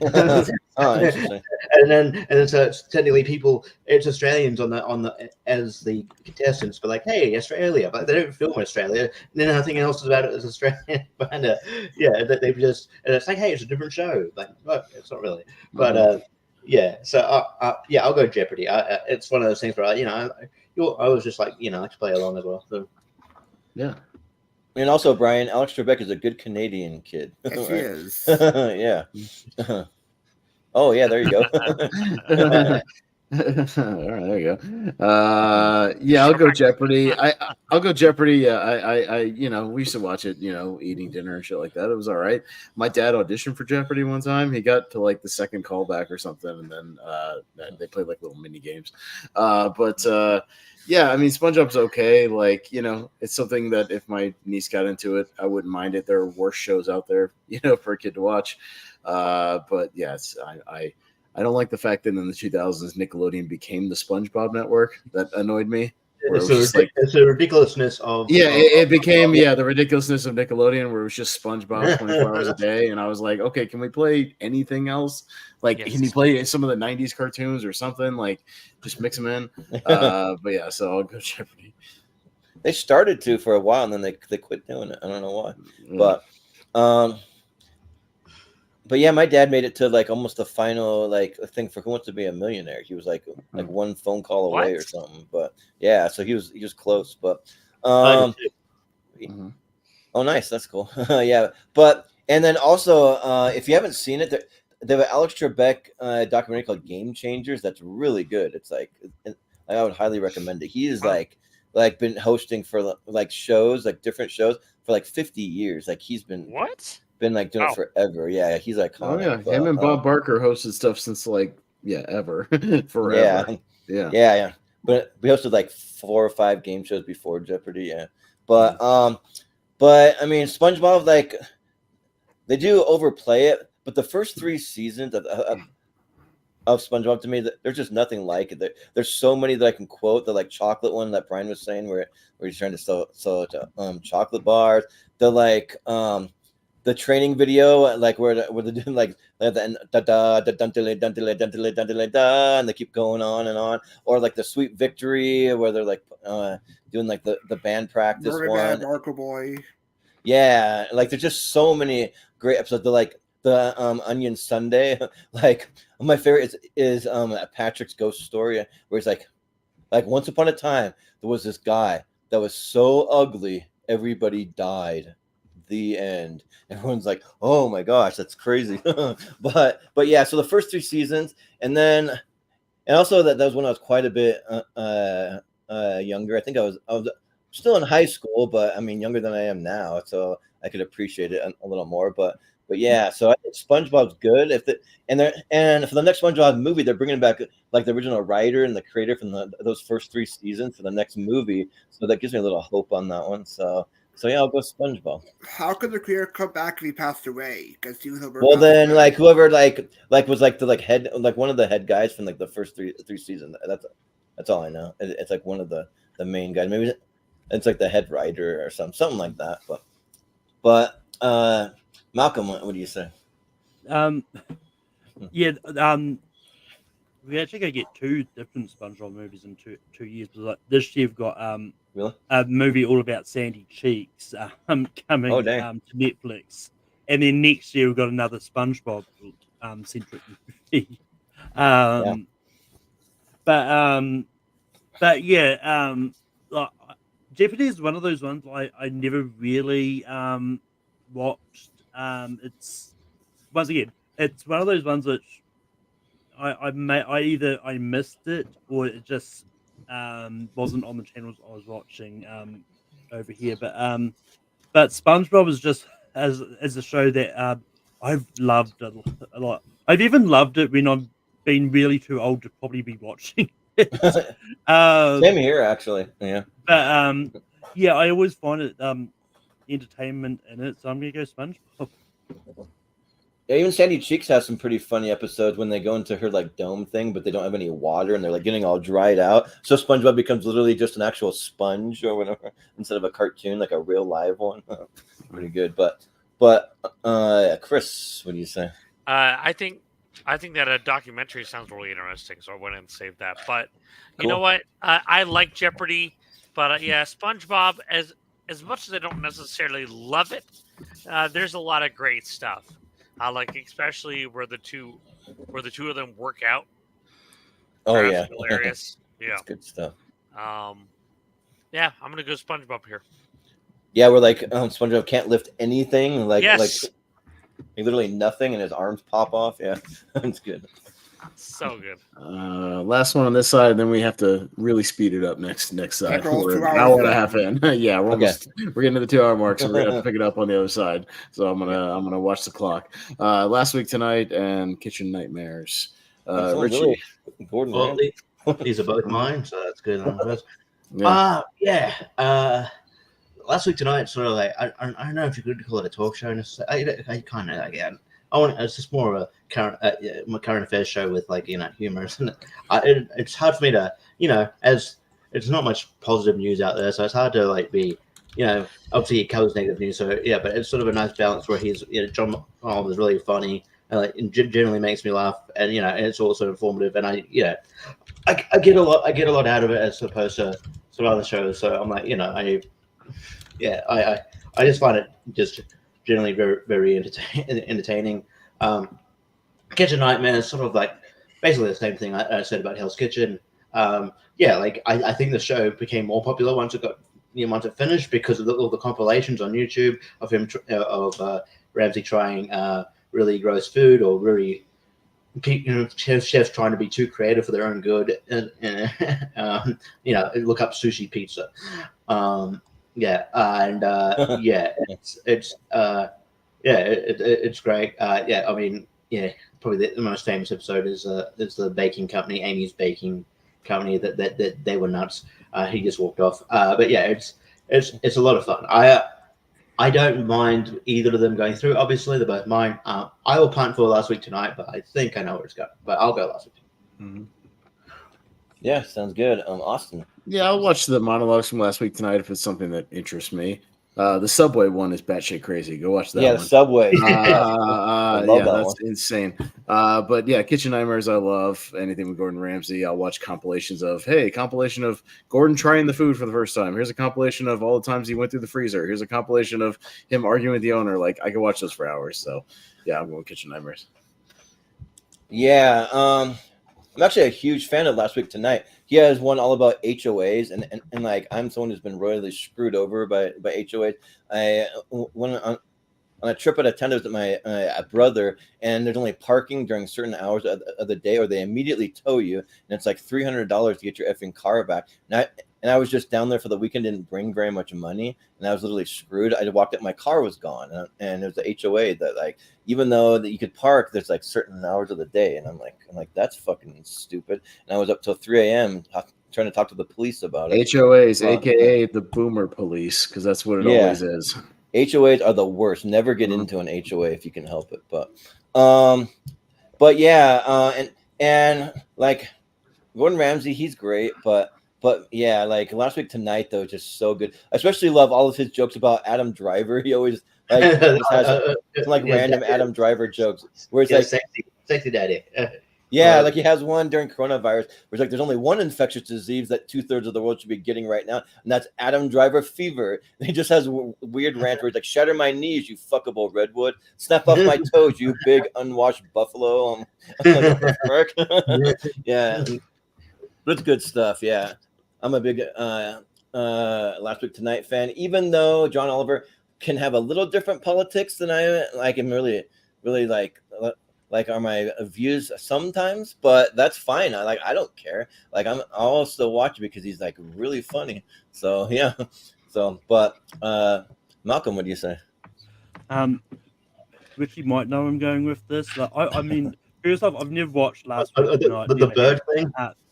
But I've got a bone to pick with John Oliver because, like, he convinced the entire world to get involved with a foster the bird of the century thing. He just picked a random bird called Poo Tiki Tiki, which was also, I think it's also known as the Australian Grease or something like that. But he convinced the entire world to come vote for this this like New Zealand bird competition, and it ended up working to help the bird win. I mean, it's just one of those ones. Like all credit John Oliver. Like I think this bird thing is also there's raising money for charity, so he helped get a lot of money as well for it. Oh, nice. So, I mean, but a lot of people were like going like there's so many treats and stuff like John Oliver, why are you getting involved with this? Like you're not from New Zealand. It's got to be a Kiwi person. But anyway, I love Kitchen Nightmares. I think it's great. So Kitchen Nightmares gets my vote. Yeah, if you ever have time, go watch John Oliver on Hot Ones, and he's like just that accent is like really charming. You just want to listen to everything he's saying.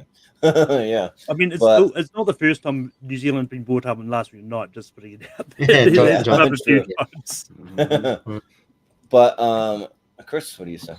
I've watched a little bit of Last Week Tonight, and I thought it was all right. But yeah, Kitchen Nightmares is definitely rewatchable. So I'm going to go with that one pretty easily here. Yeah. Brian, what do you say? I'll just keep it short and sweet. Kitchen Nightmares gets my vote. There you go. Man, I want to see John Oliver go through. He's so good. All right. Well, let's get to this other side. Let's Gordon Ramsay v. Gordon Ramsay, maybe. But pick it up a little bit, or I'm gonna bust out the wrap box. Jordan. Anyways, so I'm up first, and so we'll go, the critic and I were monsters. Yeah, I'll keep my thing short and sweet and just answer with it. It stinks. Yeah, the critic rules. I have it on DVD. It's great. Yeah. So, rated as hell. It's been way too long since I've seen the critic, but I remember growing up loving Real Monsters. That was like one of my favorite Nickelodeon cartoons. Like it's really quirky and like pretty cool. So I'll go Real Monsters. I'm actually happy to see it on here. So yeah, Malcolm, you say? You sound like a robot. Is the critic made by Fox? Yes, it was. Yeah. Yeah. But yeah, I haven't seen the critic. Maybe if Disney Plus, if Disney ever decides to put it on Disney Plus, I might check it out. But I'm gonna vote for Real Monsters. Yeah, sounds good. Chris, I'm gonna vote for Real Monsters. Yeah. Brian. Ray did a great crossover with Simpsons. The critic gets my vote. Yeah. Yeah. Forgot about that. Richie. Realistically, I gotta put a lot of cartoons around this period, like especially Nickelodeon, like Real Monsters, Rocko's Modern Life, Cat Dog. They're all Hey Arnold. They're all my bag.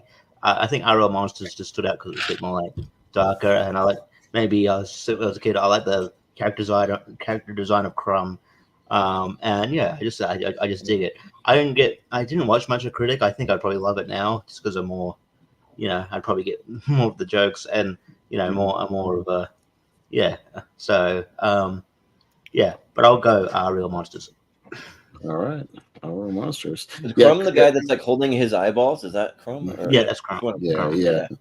Yeah, Richie, you like the critic. They do a lot of like movie parodies that you would probably get more now than like then, and a lot of Hollywood talk that's pretty funny. So yeah. It's on YouTube. You can watch the episodes on YouTube.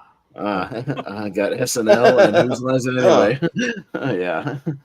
I thought that might get their reaction. This wasn't rigged, was it? No, I'm just kidding. No. You think I'd rig it like this and put these two of my favorites up against each other? No, of course not. That's how you know it's not rigged. I wouldn't put these up against each other. Yeah, right. Well, I think Who's Lines It Anyway is good, but Saturday Night Live just has some like all timers. It's classic. Like it's just like. If you don't like one era, then you're probably not like another area, either you like the beginnings, the like late 80s, early 90s, the 2000s. They'll have kind of like a different flair depending on the cast and like there's always like a cast member out there for somebody. I'm a big fan of the early 90s is probably my favorite era, and Chris Farley is my jam. Anything with him in it. So yeah, I'll just say living in a van down by the river, SNL. Malcolm. Once again, SNL is another one of those sketch shows I've seen bits and pieces of every now and then. Like some things I found entertaining, and like when Ryan Gosling did the musical monologue with Emily Blunt a few weeks ago. Oh yeah, that was good. And apparently Dua Lipa's guest and host this or last week. I don't know. Last week. This week is by Rudolph. But Whose Lines It Anyway is one of those shows I've watched, like whether it's Drew Carey or Yesha Tyler. I think it's always been really entertaining. I think there's rumors that they're stopping it now. I don't think it's been confirmed for another season, but I don't think they've confirmed that it's cancelled. So I'm gonna go Whose Lines It Anyway. I don't think it's like a bad thing necessarily, because I know Ryan and Colin are both like close to 70 now. So like, you know, they're on a big tour. They're coming to Pocatello. I know they're probably ready to like retire pretty soon, and I wouldn't blame them. They've been doing that stuff since like 1988 or something, like a long time. So yeah, I wouldn't blame them. But yeah, we'll have to talk in their time about it. But I've been thinking about maybe bringing back our SNL thing in a very limited way, a very limited capacity, because I kind of have been getting back into SNL. Anyway, but Chris, some of Saturday Night Live's okay. I mean, I like it at times, but at the same time, I'm not watching any current stuff at all. But I do consistently love Whose Lines It Anyway. There's so many just bangers. So I'm going to go with Whose Lines It Anyway. Mm-hmm. Yeah. Brian, what do you say? Yeah, SNL's a little hit or miss for me depending on the host of it, but I do quite enjoy the Beans Butters sketch they did recently on SNL Ryan Gosling and Mega Day. That's so good. Anyway, it's my favorite. I love watching competitions, especially the Irish drinking song competitions and hold downs. Plus, I've seen them live in a few months. So, Who's on it anyways? Yeah. Richie. Yeah, it's tough. I've mentioned before I have that exact DVD that covers off, Whose Lines. But yeah, and it's great. I prefer, like, my favorite sort of. I think the favorite sort of party game they do is Greatest Hits, especially like, I mean, I like Wayne Brady by himself, but I do like when he's got accompaniment like Brad Sherwood or like Chip Heston and stuff like that. Mm-hmm. But yeah, it's great. And I haven't seen Whose Lines Anyway live, but I've seen like individuals, like, you know, I've seen Wayne Brady live. I've seen Greg Proops. I've seen Carl Barker live. Mm-hmm. And yeah, it's great. Yeah, SNL is one where I started getting into it in the mid 2000s, and I just sort of dropped off after a while because it like stopped becoming funny to me. And then I just recently got back into it. I got to be honest, it's like this later season is pretty good, especially like the Dua Lipa on paper thing. You think, oh man, her being host and the performer. Yeah, I get the performer part. The host, like, I don't know if it would work on paper, but it's a pretty funny episode. So I'll check it out. Especially when Mikey Day and when are playing boomers talking about the Kendrick and Drake feud. It's really funny. Yeah, it's just hard. SNL is on my list, but I think I just because I probably knew that Brian was going to pick Whose Line. But I'll go Whose Line, but I don't mind if it's SNL. Mm-hmm. Yeah. Austin. I don't mind either one winning. Obviously, they were both on my list too. So I think I mean, maybe the more I've just gone down rabbit holes watching on YouTube is probably Whose Line. And I'm pretty confident, Malcolm, that when we eventually get to do that Whose Line Full Metal Random, I'll do way better in that than the ECW one. I'm pretty confident on that. So yeah, I'm confident on that one. What improv theater was? Yeah. They started. Well, I'm speaking of Dua Lipa. One of the best things from Dua Lipa is on the Jimmy Kimmel show, when once a year they'll do this thing where they have a pop singer wake him up in the middle of the night and like scare the crap out of him. So it's Dua Lipa in this like skimpy outfit, and his wife's standing right there, and he like climbs on the bed, and his like shaking her ass right in his face and like blast him using. He wakes up, he's like, "What the hell is going on?" He's all out of it, but it's pretty funny stuff. We got Power Rangers and Monday Night Raw. So, yeah, right, Malcolm. Yeah, I've seen a few episodes of Power Rangers. Like, I thought you were going to say, I've never really heard of Monday Night Raw. I'm not really sure what that is. You know, yeah, Malcolm, you stole my joke. Vaguely heard of it. Is that a Ramsey spinoff or? It is. It's Raw.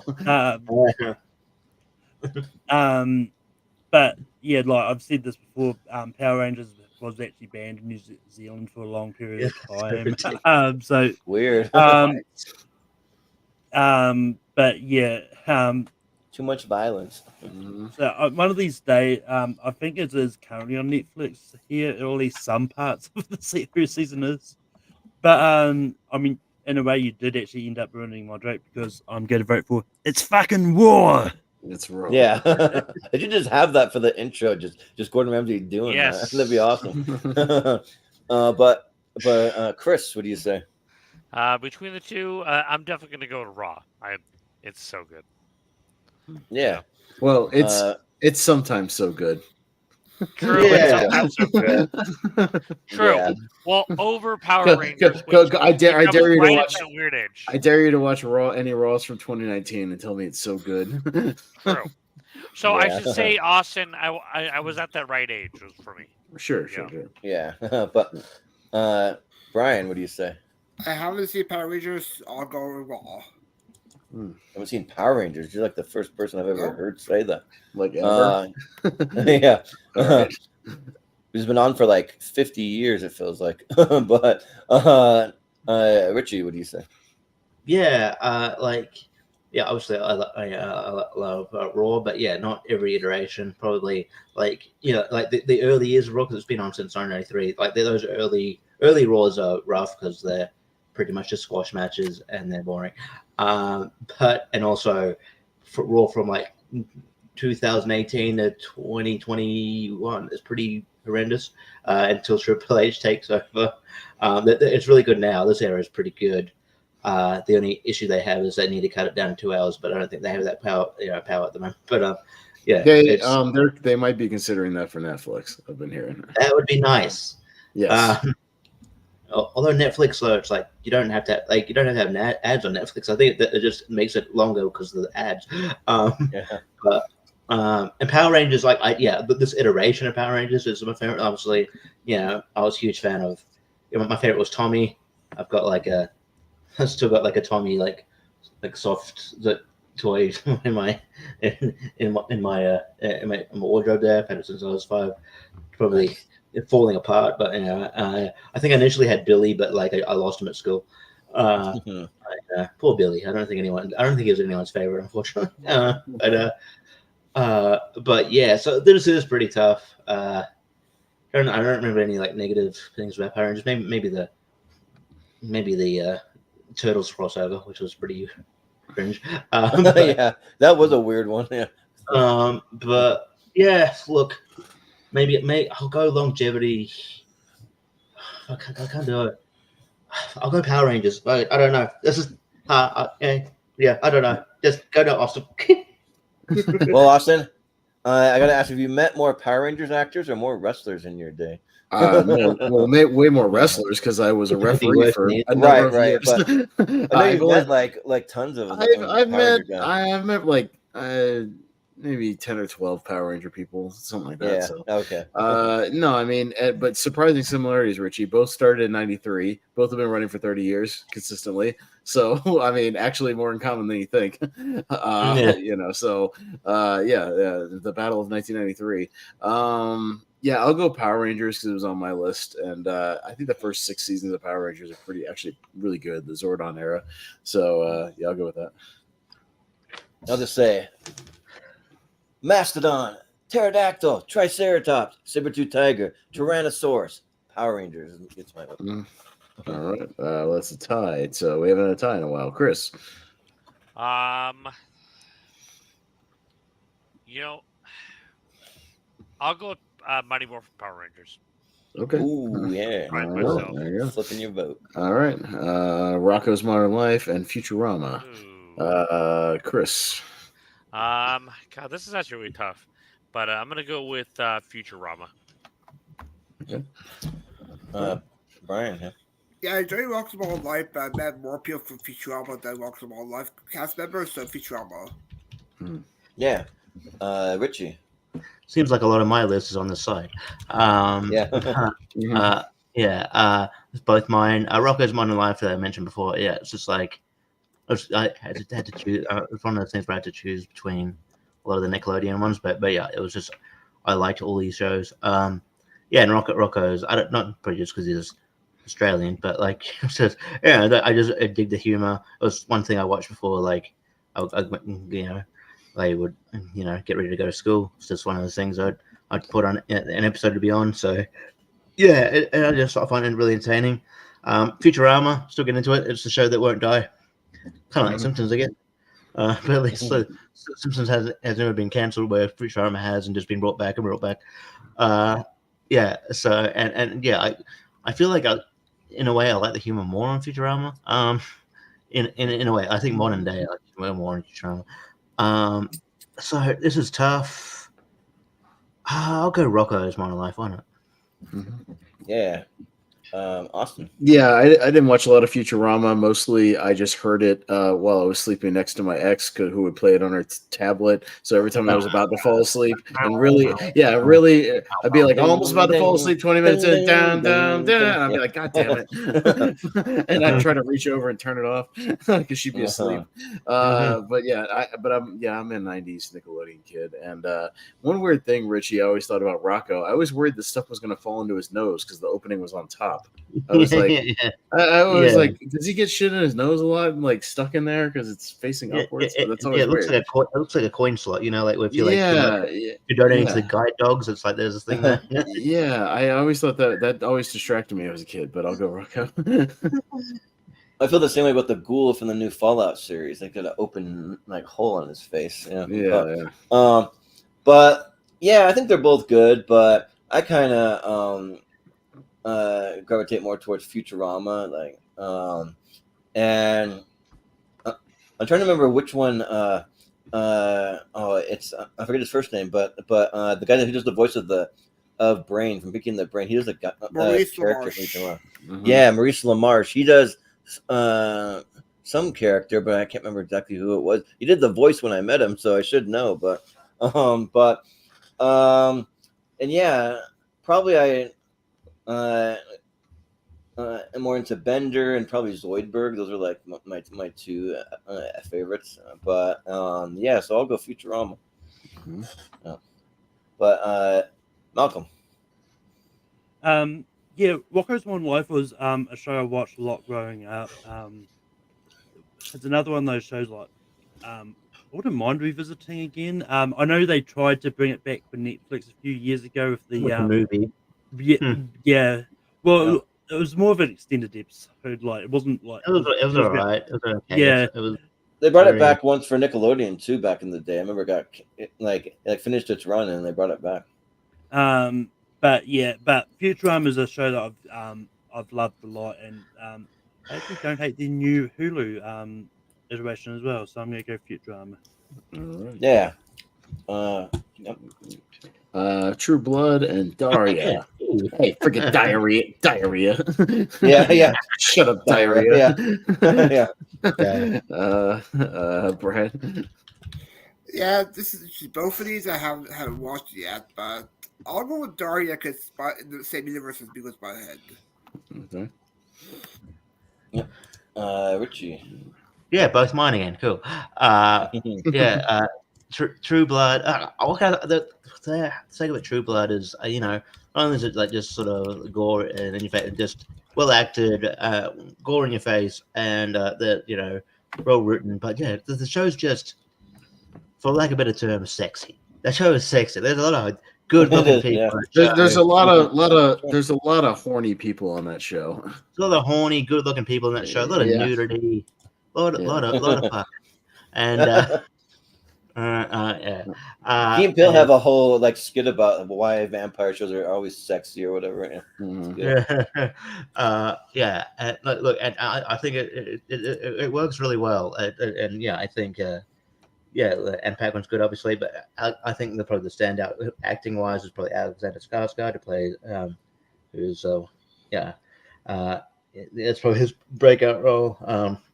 Yeah, it's just it's really good. And you got Deborah Ann Howell in there, who later shows up in Daredevil. Meg from Twister is on that show. It was like grandma or whatever. The old lady from Twister. Yeah. But yeah, and Daria, like, look, the comedy's more like sort of, I mean, subtle and understated, unlike Billions Butthead, but like a lot of I didn't realize, like, there's a reason I probably didn't watch it back then. I wouldn't have got when it was on, and I wouldn't get the jokes. But yeah, I picked up the box set when it came out like years ago, and I just started watching it, and it is pretty damn funny. I enjoy it. I still much rather prefer Beavis and Butthead, but Daria is a solid show in itself. But yeah, I'm gonna go True Blood here though. I think True Blood is just it's a good show. I think in terms of vampire movie shows, I think it kind of gets lost, left out in the conversation sometimes. So True Blood. Yeah. Austin, what do you say? Yeah, I more preferred when they just made fun of Daria on Beavis and Butthead. I didn't watch that much of the actual Daria. I didn't find her that interesting. But I actually watched I didn't finish it. I watched the first probably 3 seasons of True Blood. It was okay. I meant to kind of get back into it, never did. But Anna Paquin on that show. God damn, son. Jesus. So yeah, I'll go True Blood. It's like Anna Paquin combined with like the rogue accent. Like, sign me up if you combine those two together. Yeah, yeah. I always thought Daria was kind of like the more boring Beavis, and then but when it came on, I was like, I'm bored. And I would always just like try to get into it, and I just couldn't do it. I think they're bringing it back. Maybe there's plans to. I don't know, but Mike Judge is bringing back all his shows. But also going back to my last one, I found out that Maurice LaMarche has done over 70 characters in Futurama. It's basically every alien and like off-world robot kind of thing. But yeah, and there's an actor who was on True Blood, Carrie Preston. She was on The Holdovers as like the girl that like throws the party for him or whatever. She's in that. Yeah. But and then I probably like True Blood better. I haven't seen a lot, like 3 or 4 episodes, but I'll go True Blood. But it's got a kick-ass theme song. Yeah, I want to do bad things to you. Yeah. Malcolm. I've actually never seen either of these shows, but it's funny. Like between Richie and Brian, there's a lot of animated shows on popping up. Yeah, man, I like cartoons, man. I wasn't saying there was anything wrong. I know. I'm just saying. I'm just saying, yeah. But actually, Mike Judge actually didn't have any involvement with the production of Daria. He was working on King of the Hill at the time. But I'm going to vote True Blood because of Anna Paquin. Yeah. Chris, what do you say? I'm going to definitely go True Blood. But I didn't hate Daria. I thought Daria was interesting, but definitely not as good as Beavis and Butthead. Yeah. All right, True Blood. I got Mr. Bean and Breaking Bad. Very similar. Yeah, I know. Richie. I dropped my meth. How silly of it. So, yeah. I want to see a sketch where Mr. Bean is making meth. I think that would be funny. Yes, like cooking meth, and just see how he screws it up, or him messing with the machines and it coming out wrong. Like burns the whole RV to the ground or whatever. Yeah, man versus meth. Like I love Mr. Bean. It's an easy watch as well. Like there's not many episodes. I I can't wait till me and Malcolm eventually get to that random of me and Mr. Bean that's been on the docket for a couple of years now. But we'll get there. It's like all the episodes are on Tubi, man. I looked it up. But yeah, I still have the box set. The DVDs. Yeah, it's pretty easy to watch, and it's just I think they teach this in, like, if you're doing a comedy course or whatever, they teach, if you want to know about slapstick and stuff, like Mr. Bean is like the go-to, the case study. So great, and Rowan Atkinson's the best. Breaking Bad, though, I feel like it's going to be on most people's like lists when you do these shows, because it's one of the best shows I've ever seen on TV. It's just so engaging, new end to end. It's just like this evolution between this teacher who just found out he had who got cancer, and then just the dude becomes this like psychopath in Heisenberg. It's just amazing. The whole cast is amazing. So I'm gonna go Breaking Bad, but it wasn't easy because Mr. Bean is great as well. Yeah. Austin, what do you say? I'll just root for the underdog here and go Mr. Bean. It was on my list too. Sure. Yeah. Like Mr. Bean is good. Like it's like one of the easiest watches versus kind of a hard watch, kind of for some people. Breaking Bad and Rowan Atkinson, like he's like one of the legends when it comes to a slapstick and that kind of thing. But yeah, Breaking Bad is just one of the best things I've ever seen in my life. It's just like so good. And of course, Aaron Paul, he's from Idaho. Me and Chris met him together. We went to like an event together, and that was really cool. Chris got his hat signed by him. Yeah, so that's pretty awesome. Yeah. But and then like Vince Gilligan, the guy that created it, is like a god. Like he can do no wrong. He has a new show. I don't know exactly what it's gonna be, but it's gonna have Rhea Seehorn from Better Call Saul, and she's an incredible actress. Like, so I cannot wait for that. So yeah, I'm gonna go Breaking Bad. Malcolm. Breaking Bad's not gonna be on my list. Maybe if I ever see it, watch it, probably might make it in there. I've not seen Breaking Bad. Mr. Bean is great. So I'm gonna go Mr. Bean. Yeah. Just see it sometime before you die, Malcolm. I'm not saying rush out and see it, but see Breaking Bad sometime. But Chris. Okay. So Mr. Bean is great. Rowan Atkinson is just a comedy genius, but yeah, Breaking Bad is hands down one of the greatest shows ever made. Definitely the top of my list of things we've done, dude. Meeting Aaron Paul was the highlight, man. Holy shit! Like, and someday I would love to get Bryan Cranston's autograph as well. But yeah, it's an easy vote for me for Breaking Bad. Yeah. I thought about taking my computer over and showing. Well, I've got Bryan Cranston's autograph. My Funko Pops. Oh, that's right, because your script. Yeah. Check it.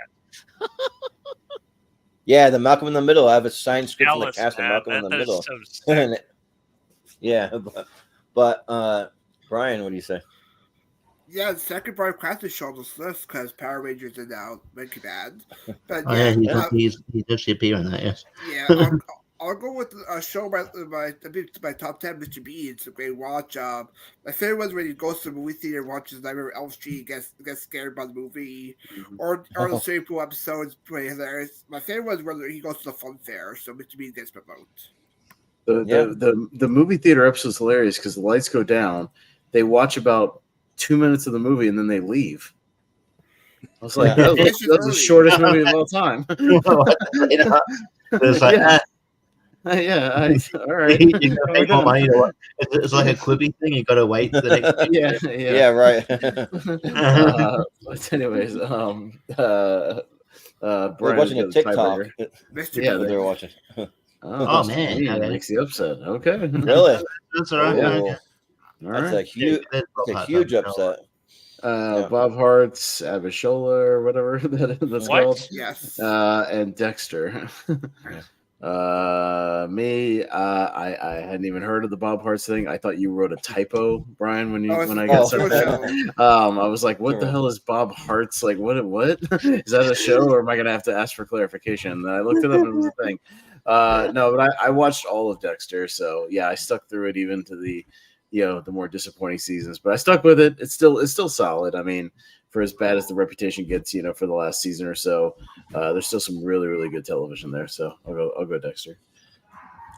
Yeah, I think Dexter is absolutely incredible. Like, I love it. I haven't seen every single episode. I've seen most of it. I've seen like 90% of it, but they're just like the last probably 2 seasons.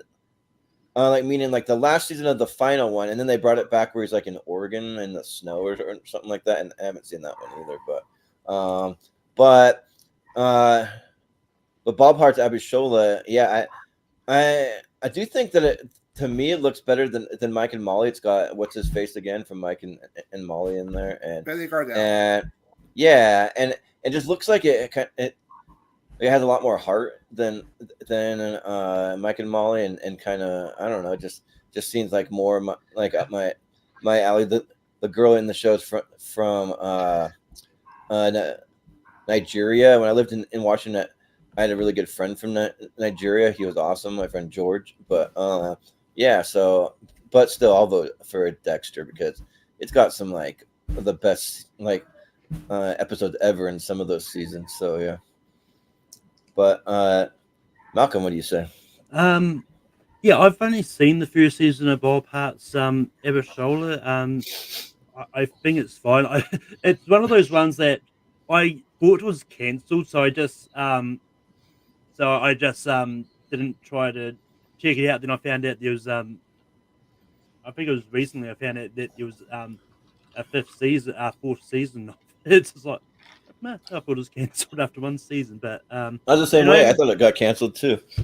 But yeah, I think this upcoming season is going to be the last. It's one of the mini shows.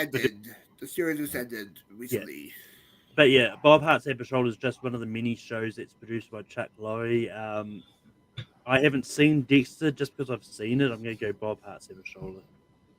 Yeah. Chris, what do you say? I love Dexter. I think Dexter is phenomenal. Even the Showtime spinoff that I watched was freaking amazing with his son. Holy shit, amazing. And I've never heard of Bob, so I'm gonna go with Dexter. Yeah. Brian. Yeah, Bob Hart's Abishola. The premise is this guy who works for who designs socks had a heart attack, and then he fell in love with a nurse, and there's her culture a lot. It has a lot of hard love, some good humor. You get Jay Yoshua, great stand-up comedian there as Kemi. You get Matt Jones there from Mom in there, so I'll go for Bob Hart's Abishola. Yeah. Richie, how do you say? This is a weird thing, but I really don't know Bob Hart's Abishola exists is because I was in this weird phase, right, where probably a few years ago where I would use a VPN to watch the current episodes of Price is Right. I just got into Price is Right for some reason. That was weird. And obviously because I would watch it on the network's website, so it would have ads, and I would just. Were you sick and staying home from school, Richie, to watch the Price is Right? I wouldn't have that excuse. No, but it would just play Bob. It would just promote Bob Hart's Abishola. So I'm like, oh, that looks like a weird show. So that's how I know that show exists. Yeah, but Dexter, I'm sort of, I'm with the majority where it's the later seasons not great, and then I feel like the latest reboot was the iterations kind of like a We're Sorry season, but I feel like it wasn't as the audience had already trailed off by then, but it's better. But Dexter at its peak is fucking great TV. I think John Lithgow, John Lithgow's come up a lot on the show, but no, the first seasons 1 through 4 of Dexter is awesome. Awesome, yeah. So good. Yeah. And John Lithgow's a fucking great villain. So I'll go Dexter for sure. Jordan, what'd you vote for again? For Dexter. Okay, just make sure. Yeah. I might have misheard you. Okay, cool. Prop culture, Sons of Anarchy. So, We can make this easy, but I'll just explain pop culture a bit. It's a show where this guy who collects different props read some cast members from movies. Like you get a great Mary Poppins episode where you see the girl who played Jane in there. You get a great Roger Rabbit episode with Christopher Lloyd showing up. Even Charles Fleischer shows up. It's a lot of fun. Even though it's off Disney Plus, it's still a great show. But I'm okay with movie Son of Anarchy on. so it's off Disney Plus, like they yanked it. They yanked it off. I know one of those things that where they make it and they yank it so you can't see it Yeah, anywhere. it's really dumb. So sad. That show was so good. The show's so good. I mean, the Jeff Goldblum shows are similar. Oh yeah, yeah. But I tracked down some episodes. Are we going around the horn? Are we voting or? I don't know. Yeah. Who's voting for pop culture? I haven't seen either of these shows. So yeah. Well, I think we should vote because I want to talk about pop culture. I pirated some too. episodes and it was I loved it. I watched all of it religiously.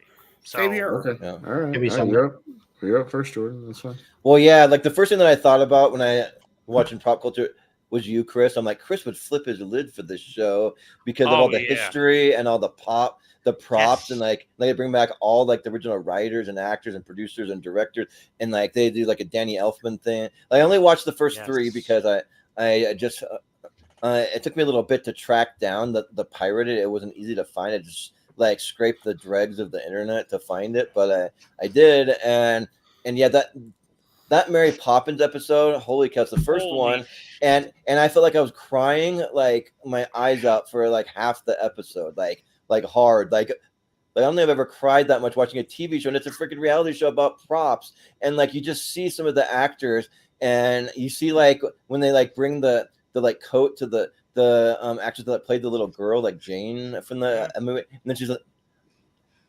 And she's like, "Hello, old friend," and you just see her just like fall back in love with like the role and like all that stuff. It's just like so good, and they get like I don't know if they have like original. When they have Rick Moranis comes back for the How You Show the Kids. Oh yeah, for that too, because like I don't know if they have like original like composers for the episode, but they get some cool versions of all the music from these shows, and they're able to use all the Disney stuff. My only thing is that I wish they could expand outside of Disney, but it's a Disney. I love the show, host. The host was awesome.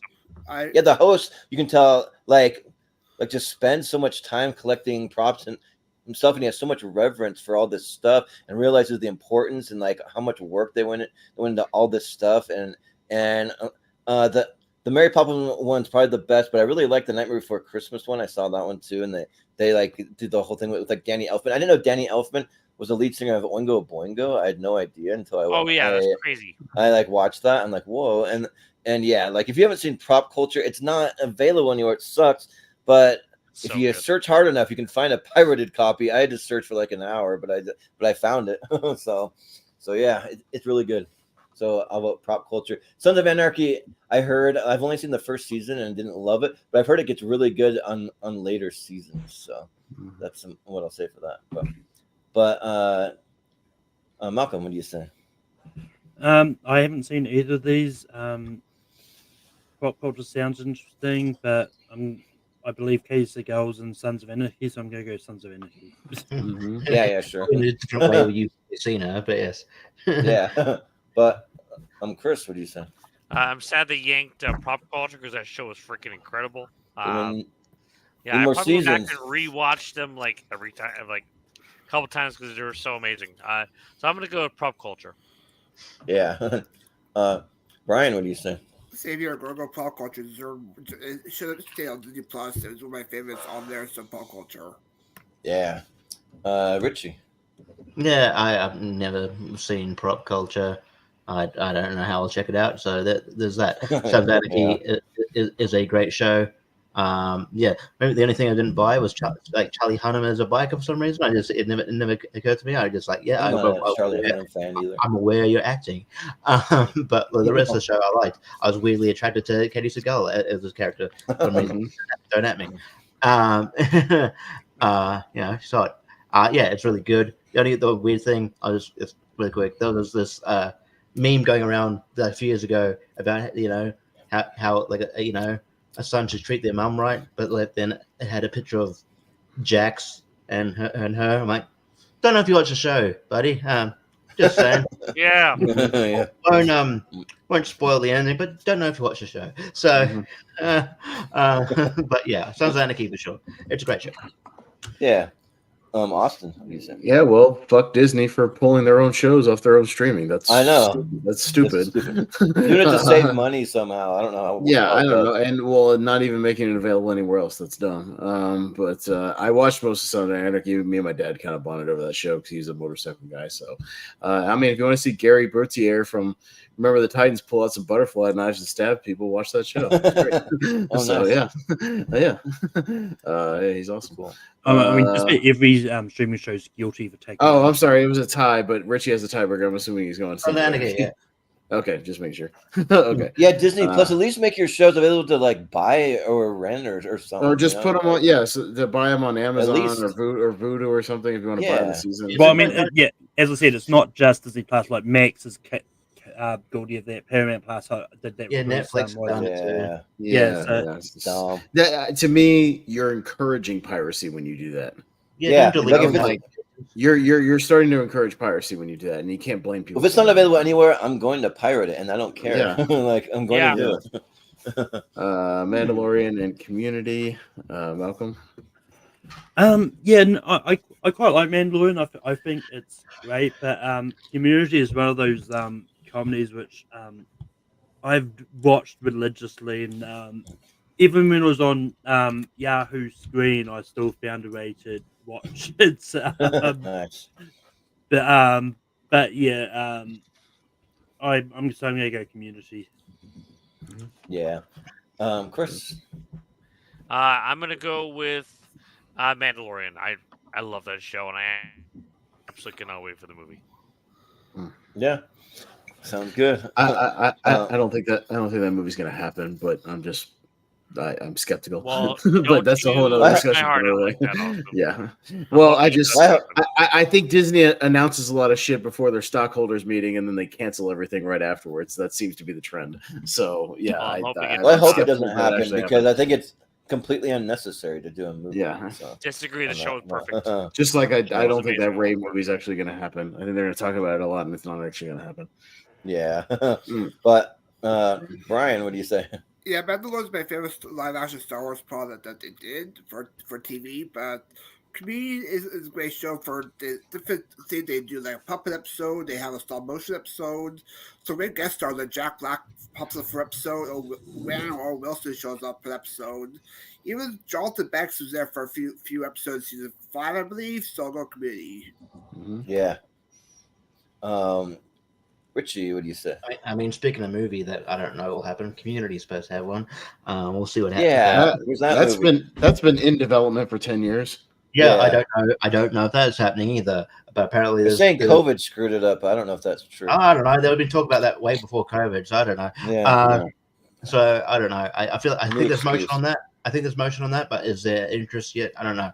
I love Community. I think it's great. I love the romance between Troy and Abed. Just love one-liners. I love all this cast. Even I know Chevy Chase, by all accounts, but every sort of there's enough evidence to suggest that Chevy Chase kind of a dick, more than likely. You watch interviews where Joel McHale talks about almost getting into a fist fight with Chevy Chase. But he's great. I can't deny. He's funny in this show. He's great.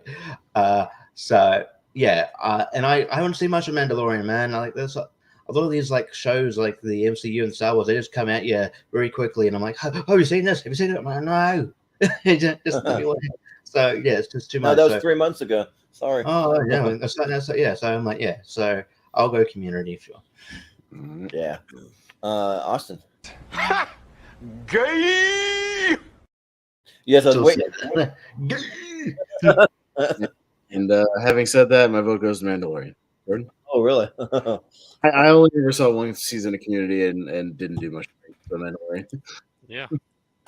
Man, I watch Community religiously. I would go over to my buddy Mark's house, and we would watch episodes of Community, and they had so many incredible episodes. Those paintball episodes just blow my mind, like how good and how high quality they are. It's freaking amazing. Directed by the Russo brothers. Yeah, and like Troy and Abed in the morning, and like it's just so like so many great things. I met Joe McHale at a convention, and I was almost tempted to say, "So, like, what do you think about Chevy Chase?" I was gonna like say that, but I was like, "Nah."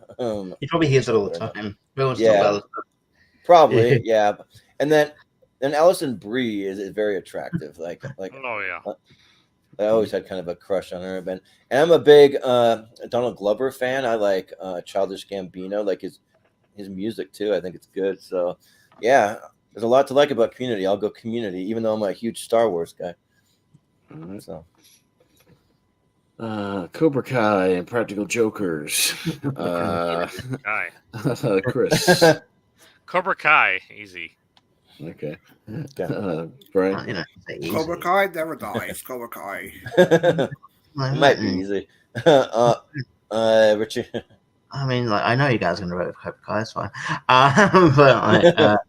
But yeah, Practical Jokers is something I sort of came to kind of recently, because it's not like on TV regularly here or anything. So I had to, I found a website through my friend that's not necessarily a legal website. You just go to it for streaming stuff that you wouldn't normally get here. Yeah. One of those things. Well, I don't know anything about it. I mean, it's weird that someone would put in Practical Jokers on Pornhub, but it's there. Why not? All right. Yeah, weird. It's right next to and Practical Pokers. I don't think the thumbnail matched the content. The porn parody? Yeah. Practical Pokers. That's anyway, erectile jokers. The porn parody, guest starring Joey Fatone sometimes. It's one of those shows where, because I feel like we're in an era where people don't know. I feel like people don't. I don't want to get all boomer. Like this generations that doesn't know what pranks are. Like, you go on TikTok, right, and it's just dickheads annoying the public and go, prank. No, that's not a prank. Yeah. And hey, what's a prank? I'm gonna go up and punch you in the head. Oh, it's just a prank. That's not a prank. No, some idiot going to convention and just asking stupid questions to people, annoying the hell out of them. It's not a prank. And Practical Jokers, no, it's funny because more often than not, they're the butt of the joke. They're trying to embarrass themselves. It's really fun. The punishments are fun. You get to know these guys really well. It hasn't really been the same since Joe Gatto left. I know. I miss Joe so much. But and they've just sort of supplemented him with a celebrity every time. Wrestlers have been on that show because Q and Mur have shown up on AEW multiple times. So wrestlers have been on that show. MJF's been on that show. Chris Jericho's been on the show. But you need to make Eric Andre a permanent member. Just do that. Yeah, I wouldn't mind that. Sorry. Practical Jokers, Cobra Kai's good, but I'm just getting into it. All right, Austin. Cobra Kai, because I haven't seen much of Practical Jokers other than clips. Yeah, so I've seen every single episode of both of these shows, and I've seen the Impractical Jokers live. I've met all the guys, all that stuff, and yeah, there's a big Joe-shaped hole in the show. Joe was my favorite because he was fearless and he wasn't afraid to do anything, and it was awesome. I like Scoops, the Scoopskis potatoes, doing it at the restaurant or whatever. Yeah, but man, Cobra Kai might be my favorite show of all time, even though I'm a Boy Meets World guy. This show does it right, and it knows exactly how to bring back. It is what do you want to call it? The gold standard for bringing back any property. Follow the standard of Cobra Kai, and it'll work. Just have the same characters, but give them even better things to do. Have great music, a little bit of humor and heart, and just good writing. But easier said than done. But I'll still go Cobra Kai. But Malcolm, I I haven't seen either of these, so I'm going to vote for the one I'm probably more likely to check out, Impractical Jokers. Yeah. And on that note, I've actually got to head off. Yeah, that's what I'm saying. sure. We're going long. We gotta wrap this up. we gotta wind this down. Yeah. So we want to plug something before you go, Malcolm? Yeah, I mean, people know where to find me at this point anyway. You can find me on Tape Reductions. This week we're doing top 12 TV game shows. Austin and Jordan are both going to be there. Yeah, I need to make my list for them. And you could also sort of find me popping up a lot of places every now and then. So yeah. Yeah. But thanks, Malcolm. Yeah. Thank you. I'm just here. I want to see what the next match is before I listen. Oh, sure. Yeah. We'll see. Oh no, it's a hard one. It would have been easy for me anyway. All right. Brian. Well, since it's difficult, just go with your gut, Brian. Yeah, I never got to Walking Dead. The Office is in the Jurassic Park of the TV tournament, so The Office. Okay. Sure. Richie. I'll just say that the Office didn't dip. I mean, I haven't finished watching the whole thing. I'm going through I'm at season 4. I mean, not rewatch, but it hasn't. I don't think it dips in quality from what I heard as much as Walking Dead does, and doesn't overstay its welcome. So I'll go The Office. But don't give too much credit to season 1 of The Office. It's not good. So I'm not, it's not bad, but it's not. Yeah, it's not terrible. It's just not as good. Yeah. But Austin, they both have one thing in common. They both declined in quality in season 9. But I'll go The Office. Yeah, The Office does once Steve Carell leaves, I think it kind of isn't as good. It's not terrible though. I think that The Walking Dead just goes on and on and on with the same stuff. The Office actually gets creative, so I'll go The Office. And they haven't actually finished. There's shows. There's still shows. There's still 3 spin-offs. There's 3 current spin-offs going on. It's fucking ridiculous. It's ridiculous. Stop this shit already. All those zombies would have rotted away and died by now. Enough already. For fuck's sake. There's 4 spin-offs if you count Fear the Walking Dead. There's 4. Yeah. Well, Well, I think that got canceled, but yeah, that's still another spin-off. Crazy. Walking Dead a long time ago. So I'm gonna go with The Office. Mm-hmm. Yeah.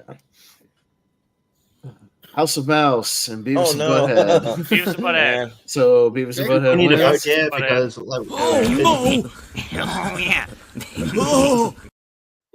Malcolm left just in time.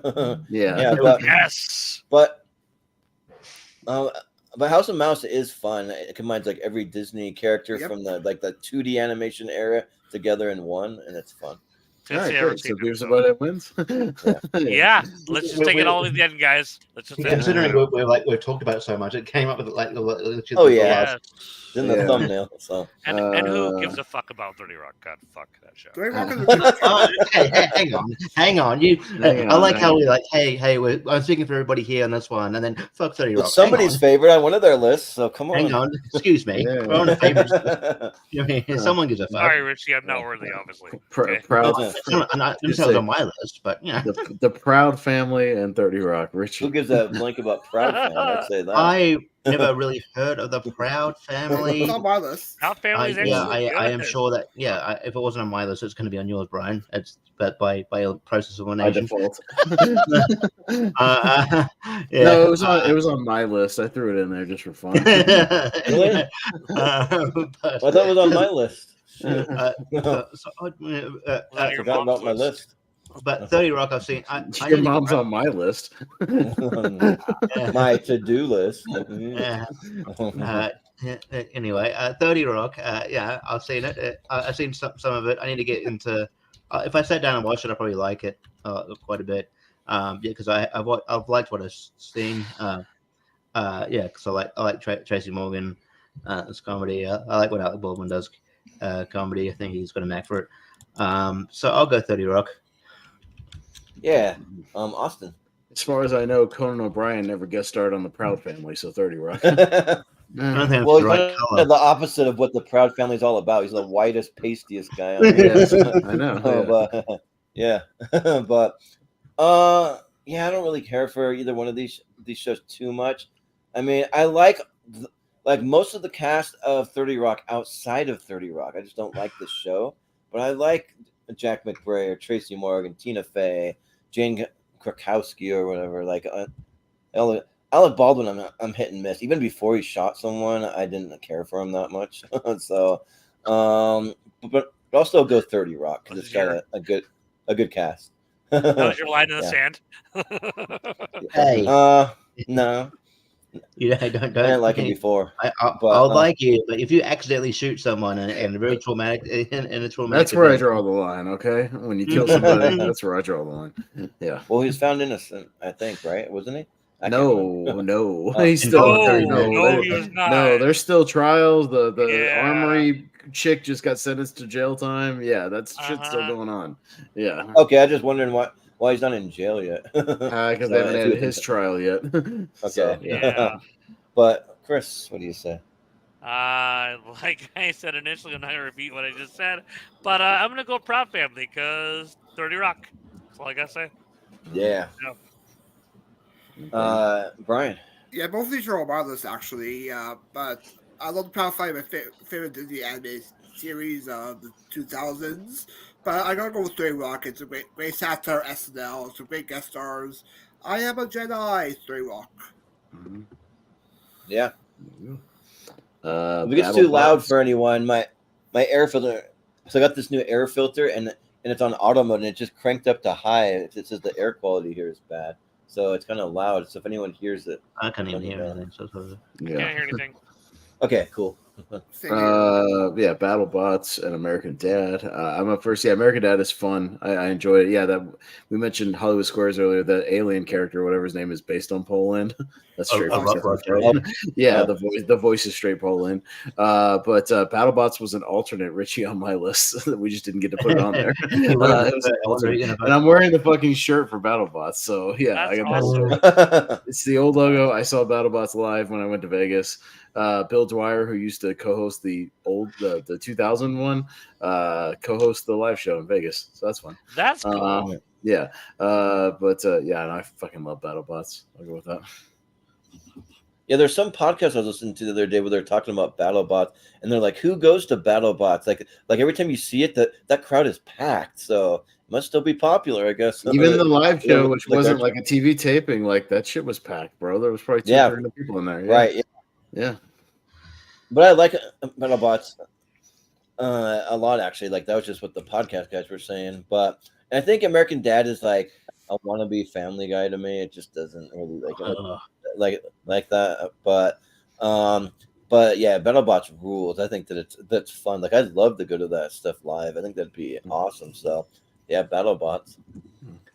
But Chris. BattleBots. Yeah. Brian. Yeah, I haven't seen BattleBots. There's some episodes of American Dad that are not that good. So you know what? Show some love to BattleBots. Yeah. Richie. You can show love to BattleBots, but do not slander the great name of American Dad. American Dad is great. I love American Dad. I think it's slightly better than Family Guy. It's great lines. One of the earlier seasons where he I don't know how it happens, but he gets he gets like caught in like a vat of like what looks like semen, and he's like floating away. He goes, I feel like Tara Reid on Average Tuesday. Jeez. But yeah, American Dad's great. But yeah, BattleBots. Look, I've got a couple of degrees. I'm a very intelligent guy, but sometimes when it comes to TV watching, I'm very simple.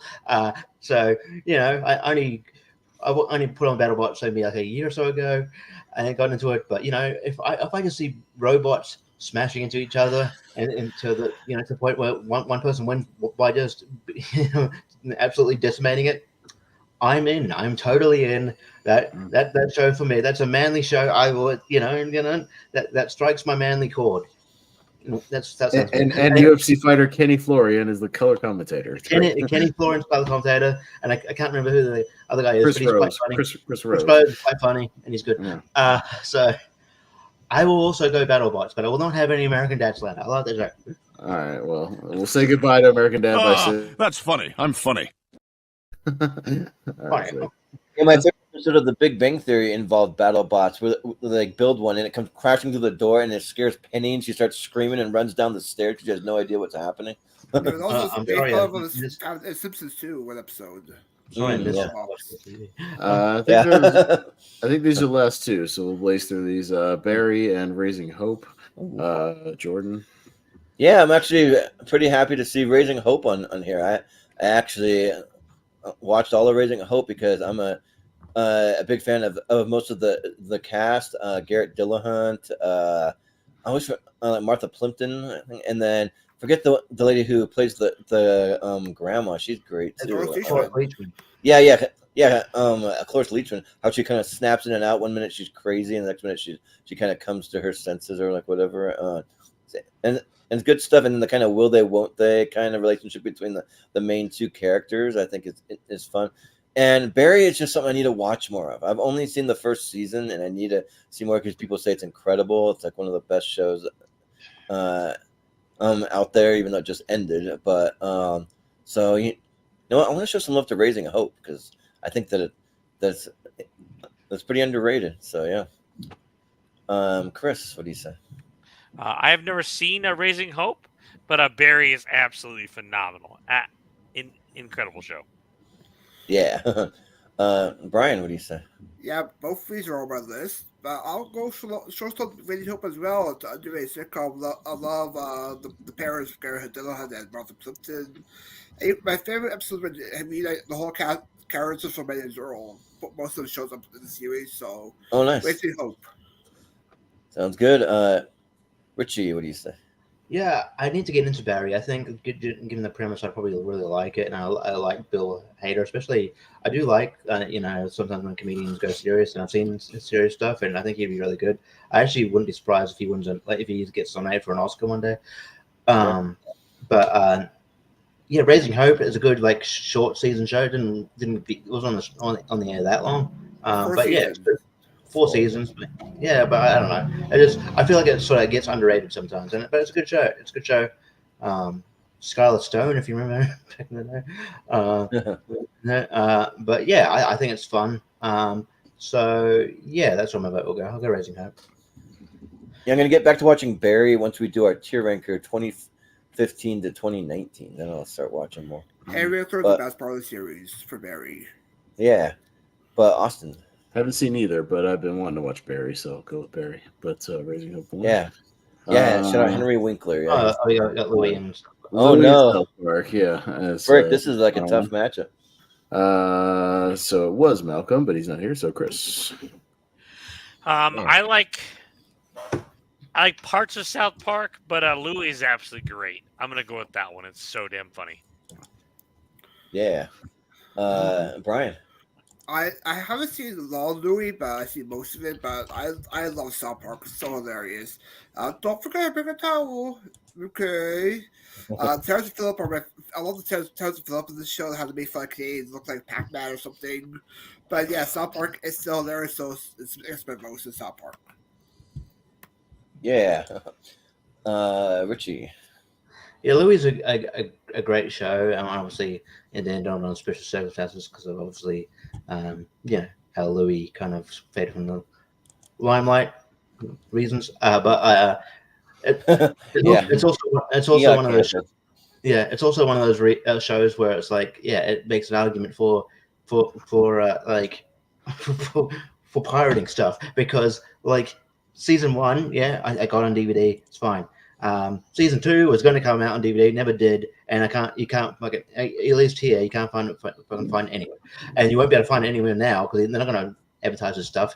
So, so I don't know. I probably have to but I mean, I've seen them, but I kind of want to own them, because the show's great. The way they just and I get it helps. I generally agree with most of the stuff he says, but the way they intersperse his actual stand up, which is great, into his actual sort of semi-autobiographical part of his life, it is great, and I think it's a show that's got a lot of heart as well. And South Park, South Park. It's been going on for since I was a kid. It's great. I think the writing is still there. That's because they got creative control.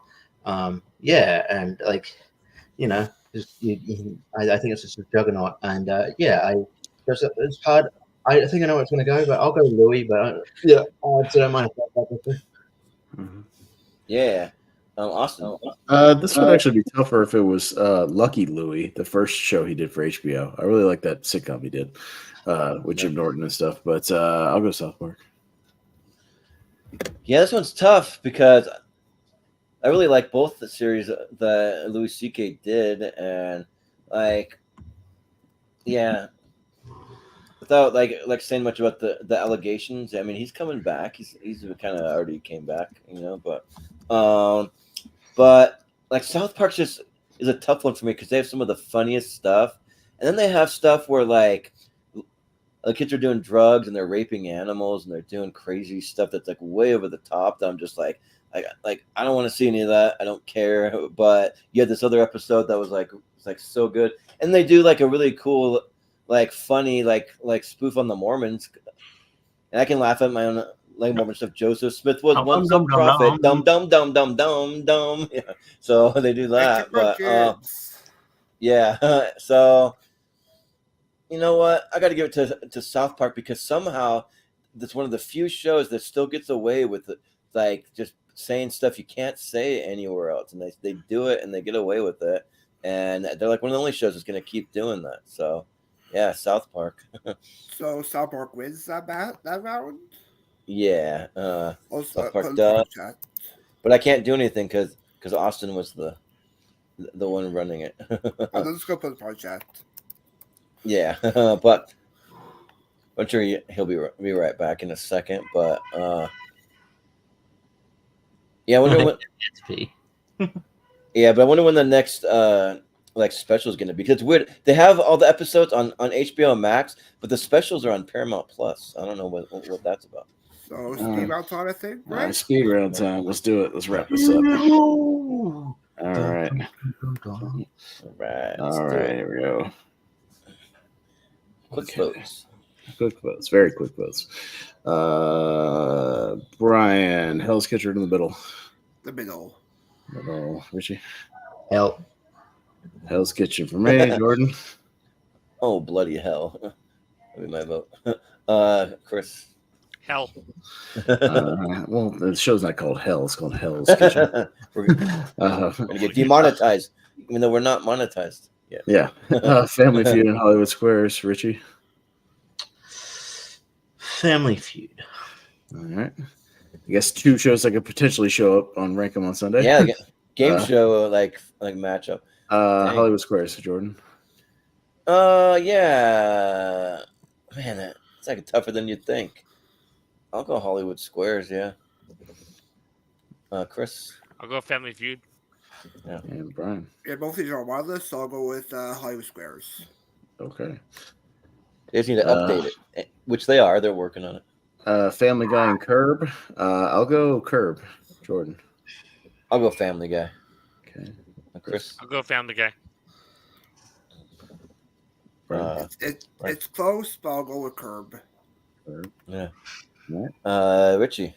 I'll go Family Guy because we know them all. All right, Family Guy. Lucky there's a Family Guy. Ian and Kel and the Ninja Turtles. Jordan? Ninja Turtles. Let's do it. Okay. Chris? Ninja Turtles. Brian? Ian and Kel. Richie? I like Turtles. Yeah. Yeah, but what are you voting for? Turtles. Turtles. He said Turtles. Yeah. I know. He was making a joke, and I was saying, yeah. Besides the fact that you like turtles, what do you? He was playing off of that. Yeah. Yeah, I'm playing off of that. I got it. Third Rock from the Sun and SCTV. Engine Turtles. That's what I call it. Chris. SCTV. Okay. Brian. SCTV. Yeah. Gee. Third, Dwayne Johnson from the Sun. Okay. Awesome. SCTV. I'll go SCTV. Okay. SCTV. Celebrity Deathmatch, Flight of the Conchords, Brian. I'll go with Deathmatch. Deathmatch. Okay. Richie. Deathmatch. Yeah. Okay. Awesome. Celebrity Deathmatch. Yeah, I'll go Celebrity Deathmatch. Yeah. Chris? Chris. Deathmatch. Yeah. There we go. Also, shout out the commentators. They got great commentators on that show. Yeah. Mad TV, Robot Chicken, Richie. Ooh, Robot Chicken. Yeah, I'll go Robot Chicken. Jordan. Awesome. Oh, Jordan. Oh, sorry, my audio cut out for a second. I was like, what happened? That was really weird. I don't know what happened, but and it's a tough one. You know what? I'll show some love for Mad TV.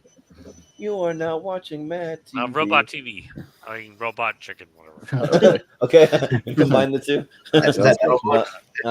Mad. I'll take Mad Chicken. Brian. Mad Chicken. Robot Chicken. Okay. Robot Chicken. All right. SpongeBob and Kitchen Nightmares. I want to see an animated version of Gordon Ramsay yell at the Krusty Krab place or whatever the fuck the Krusty Burger place. Krusty Burger for all you. God damn, this fucking Krusty Burger's disgusting. Look at this freezer, it's disgusting. Yeah. Shut it down. Yeah. Got it. I'll take Kitchen Nightmares. Jordan. I'll go with SpongeBob. I'll go with SpongeBob. Okay. Brian. Right after this episode of SpongeBob where they make fun of Gordon Ramsay, but I'll go with SpongeBob. Yeah. Won't be surprised if they have one. Kitchen Nightmares. SpongeBob going through. All right, SpongeBob, the only guy who can take Gordon Ramsay. Could have had the one-on-one. You're thinking that far. That'd be kind of nice. Our Real Monsters and Whose Line? Jordan? Whose Line? Yeah. Chris? All Real Monsters. Okay. Brian? Ha ha he. Whose Line anyways? Yep. Richie? Whose Line? Tapioca. I mean, Whose Line? Hold down. Power Rangers and Futurama. Chris? Futurama. Brian? Do Futurama. Don't remind me. Yeah. Yeah. Richie? Power Rangers. Yep. Yeah, I'll say Power Rangers. Jordan? I'll say Kiss My Shiny Metal Ass. Futurama. Okay. Got True Blood and Mr. Bean. Brian? Mr. Bean. All right. Richie? True Blood. Okay, I'll go Mr. Bean. I'll go Mr. Bean. I'll go True Blood. Okay, it's a close one, but Mr. Bean. And then Dexter and Sons of Anarchy. Two shows I've seen all of. Richie. Fuck. Sons of Anarchy. Doesn't dip in quality. I would beg to differ, but they're both really good. I'll say Dexter. I'll go with Dexter. He's got the crazy passenger, or whatever he calls the urge to kill. Passenger Dexter. Yeah. The dark passenger, yeah. I'll go with our theme song, Dexter. Okay. Yeah. Dexter. That is a great opening montages for Dexter, yeah. It's good. Community and Cobra Kai. Me, Cobra Kai. Jordan? Yeah. Dang, these are two of my favorites left on the list, but I'll go Cobra Kai. Chris? Cobra Kai. Right. I'll go with the Professor Wester, Paul the Hauser, Cobra Kai. Yeah. Richie? Richie. Community. Okay. Yes, Cobra Kai went through. Yes. Hell yeah. The Office and Beavis and Butthead. Oh, no. Oh, shit. Oh. Jordan. Oh. Yeah, like, Beavis and Butthead has never dipped in quality for me, so I gotta go Beavis and Butthead. Beavis and Butthead. All right, Brian. You're working. Shut up and take my order. Beavis and Butthead. Yeah. I gotta get a job at Burger World just to get chicks. Yes. Fryer. Big Beavis and Butthead. Yeah. This show needs some violence. Yeah, violence. Yes. All right. 30 Rock and BattleBots. Speaking of violence, Chris? I don't think that's my BattleBots fault. can fuck up 30 Rock. There you go. Tell us how you really feel, Chris. I will. Brad. Well, these has weird out next week in episode 3 Rock. Yeah, Richie. BattleBots. Yeah, I'll say BattleBots. Yeah, it'd be awesome if they had a Weird Al and BattleBots. Well, BattleBots. On the original run, they had a Jay Leno BattleBot called like the Chin Killer. Oh, yeah? Yeah, they did. Oh, nice. Yeah. It was just like a wedge bot with a giant chin. Yeah. Raising Hope and South Park. Brian. This is close, but I'll go with Raising Hope. Okay. Richie. South Park. I'll go South Park. You know what? I think Raising Hope is really underrated. I'll go Raising Hope. Chris. I'll go South Park. Okay. Right. South Park. Going down South Park, gonna have myself a time. Yeah. Let's see. All Great right. theme song. Be cool if that was a real place. It's in Colorado.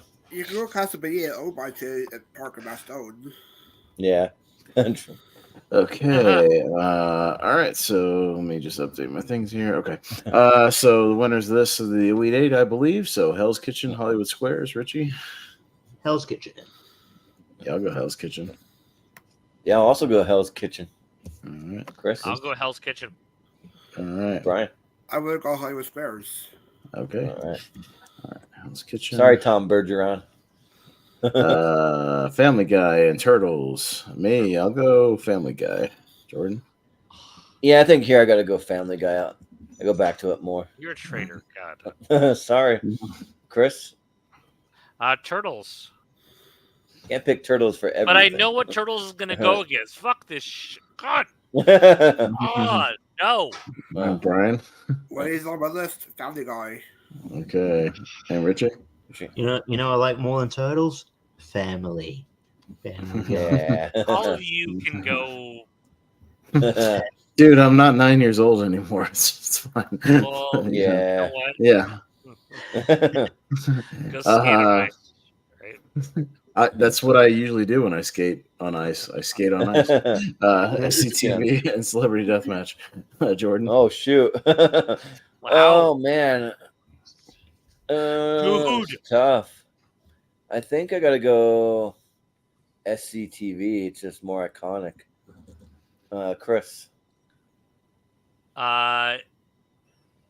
Celebrity Deathmatch. Yeah. Brian. I'll do it for Canada, SCTV. Yeah. Richie. Celebrity Deathmatch. And I think it's hella overrated, and I was happy to see it on there. SCTV. Yeah. So, all right. SCTV. Okay. Robot Chicken and SpongeBob. Chris. SpongeBob. Okay. Brian. Brian. I'll go with Robot Chicken. Okay. Richie.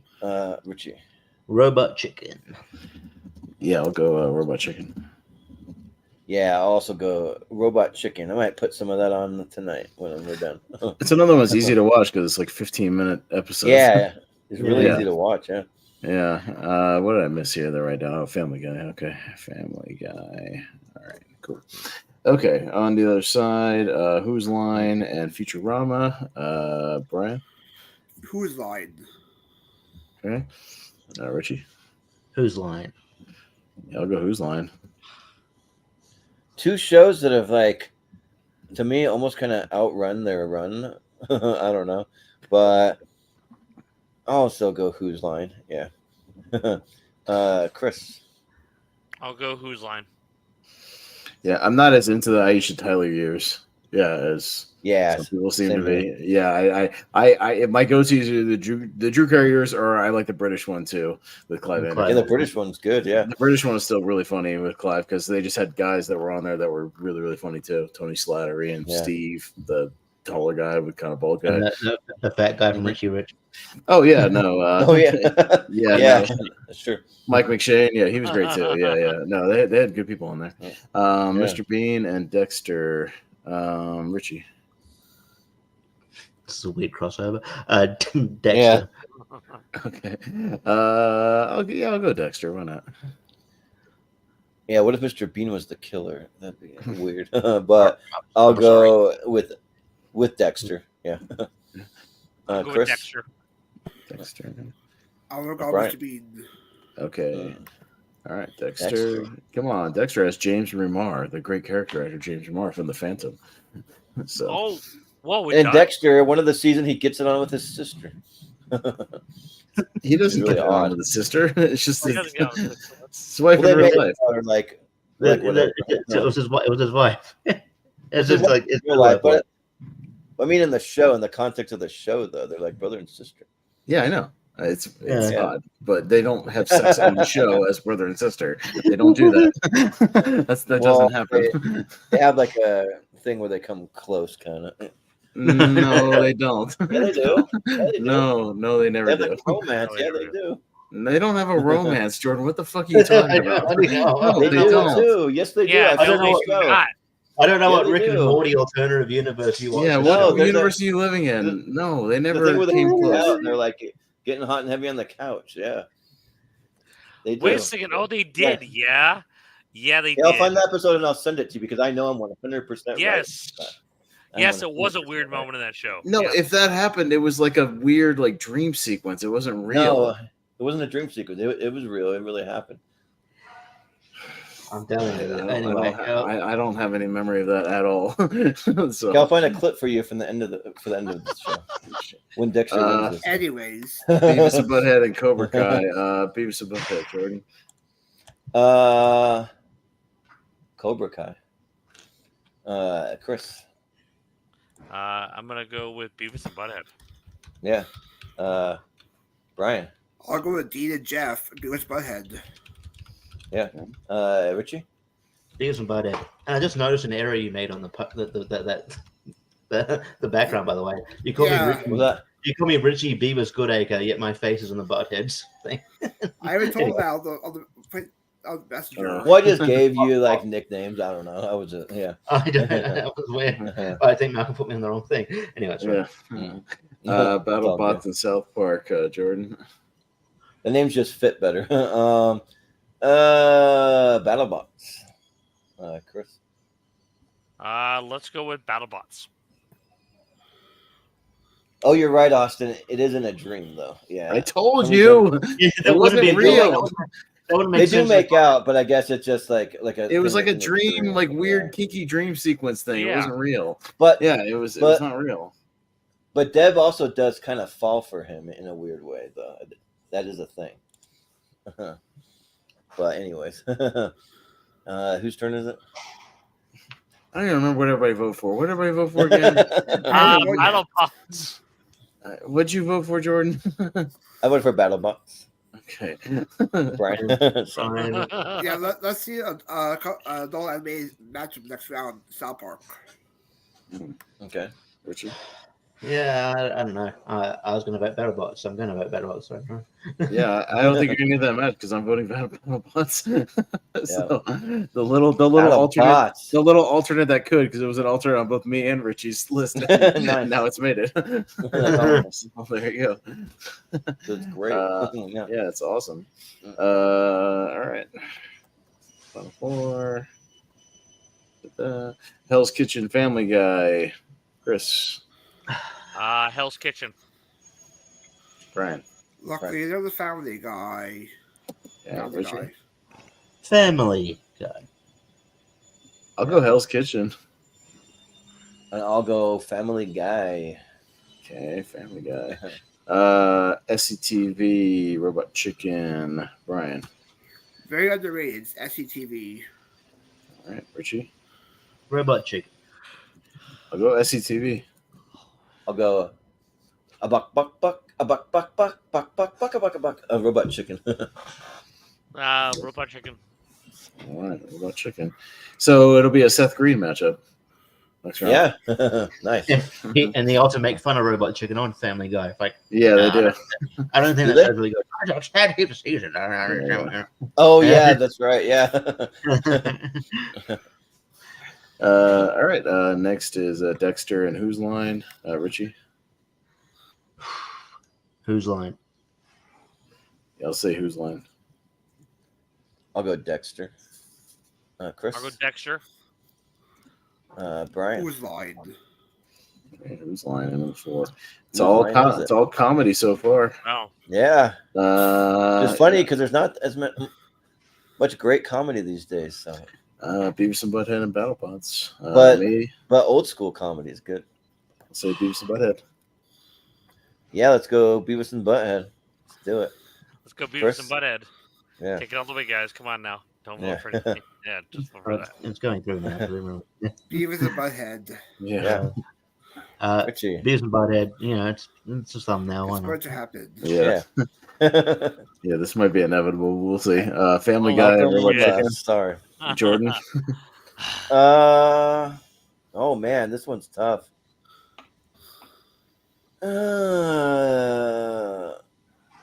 I'll have to go Robot Chicken because I think it's still funny, and Family Guy isn't always as funny as it once was because Seth Rogen isn't as hands-on. Or Seth MacFarlane. I mean, yeah, caught that right away. Seth MacFarlane. Yeah. But yeah, so Robot Chicken. Chris. Robot Chicken. Yeah. Brian. Well, he makes fun of He-Man more. Robot Chicken. Yep. And who makes fun of turtles more? Robot Chicken. Richie. I feel like either way I win because most of these are on my alternates if they're not on my actual list. They're all. Either one of us could win. Yeah. So, but I'll go Family Guy. Okay. Yeah, we'll go to Family Guy, but Robot Chicken. wins. Senior Mutant Ninja Turtles. Heroes in a wheelchair. Turtle power. Whose line and Beavis and Butthead, Chris. Beavis and Butthead. Okay, Brian. Beavis Butthead. Mm-hmm. We do carry on presence. Beavis and Butthead, sure. Did you know Africa's a continent? Beavis and Butthead. Yeah, we're gonna score. We're gonna score. Yeah. Yes! What does an Arctic tern sound like? Sit down and shut. Now I'm finally gonna score all this time. Where he goes off, where they're talking about teen sex. Remember that one? So Oh, yeah. funny. Yeah, the only question will be which scene do I pull for the ending? Yeah, that's Oh my God. great one. So many to choose from, but I'll have to choose something that's not too long, like a minute and a half or something, or 2 minutes. Yeah, not too long, but I'll Or a find something. compilation of something that's short. Yeah, if there because is this one. may be inevitable, but Brian, Robot Chicken and Beavis and Butthead. Well, you have the best Chris episode. There's Butthead, Beavis Butthead. Okay, Richie. I'm Spartacus. Beavis and Butthead. Oh no, Beavis and Butthead. Yeah. Damn it! Quit whacking it in my tool shed. Beavis and Butthead. Go ahead, Kel. I love the Yeah. swimming episode where he's like, I don't want to get in the pool. No. Yeah. Touch hands. All right, there it is. Oh my There it God. is. Yes. Beavis and Butthead. Boom. All right, might have been inevitable, but there you go. So there is no winner because you both had Beavis and Butthead on your list, so you both win. It's a And draw. did we both have Robot Chicken on this? Or Yeah, what? Robot Chicken. Robot Chicken? No, Robot Chicken was on. My list, I believe. I think it's on your list, but I may have wanted to put it on, but I just like, that's not Yeah, possible. that was on Brian's list. Whose line was on Brian's, but obviously Richie likes it. I know he likes it. Family Guy was on Richie's list. Yeah, so it was pretty split for the most part. Yeah, there you go. The only thing missing the reboot Yes. of Beavis Butthead was no Mick Vicker and no Chris Buzzcut. Yeah. They have seen the top of the mountain, and it is good. It's the best. Show up and take my order. But yeah, that was fun. Yeah, it's always fun to do these TV episodes. So it's kind of fitting that it's one that was in the thumbnail and it's on both your guys' lists. So it's one we all love out of the five of us. So the one hater had to leave early, so that's fine. I don't mind it at all. So yeah, so yeah, but that was fun. So you guys can be thinking more towards the top 64 at some point, maybe like 6 months to a year down the road. If you want to do one, you can do one. Yeah. And yeah, we'll just do some plugs and and that'll do it. So, yeah, we'll go to Chris first. Where can we find you? I can be found over on. Let me pull this up. Sorry. I can be found on a Twitter at writer_84. I can also be found on TikTok at a Casablanca Kid 84. And I know I've kind of promoted Twitch. Once I gotta get my TV set up, I'll be getting more into gaming, so it'll be nice. Yeah. Cool. Sounds good. Yeah, gotta And get I'm back looking to it. forward to hopefully getting back onto one of these, getting back into more of these shows too, as it kind of gets settled. Yeah, well, it's nice. Yeah, totally. And I know it's a conversation for another time, but be careful. Like Xbox has been having troubles these days. If you heard the news, they dropped most of Bethesda like stuff. So, but I didn't hear that. Yeah, it's a thing. But anyways, you have to look more into it. But Brian, where can we find you? You can find me doing Shadow Spaces, Purist Code, Multiplex, Football Media, Lights Out Trivia. I'll be here next Tuesday for Maria's 64 movies of all time. And also do that's pretty much you can find me so far. Yeah, sounds good. Richie, what do you have going on? Yeah, I mean, if you want to rewatch it, I was on CWT earlier with doing the same human rule match Cass does. May have got a bit frustrated, but it's funny to watch. Jacob Cameron, he's fucked me twice this week, and I just I love you, but anyway, cool. And enjoys that sort of thing. Yeah. And then at your tournament fight, I mean, I signed up for a bunch of tournament fights here, shows, so you'll see me around. I think be on next Friday for the posters episode. The alternate I will.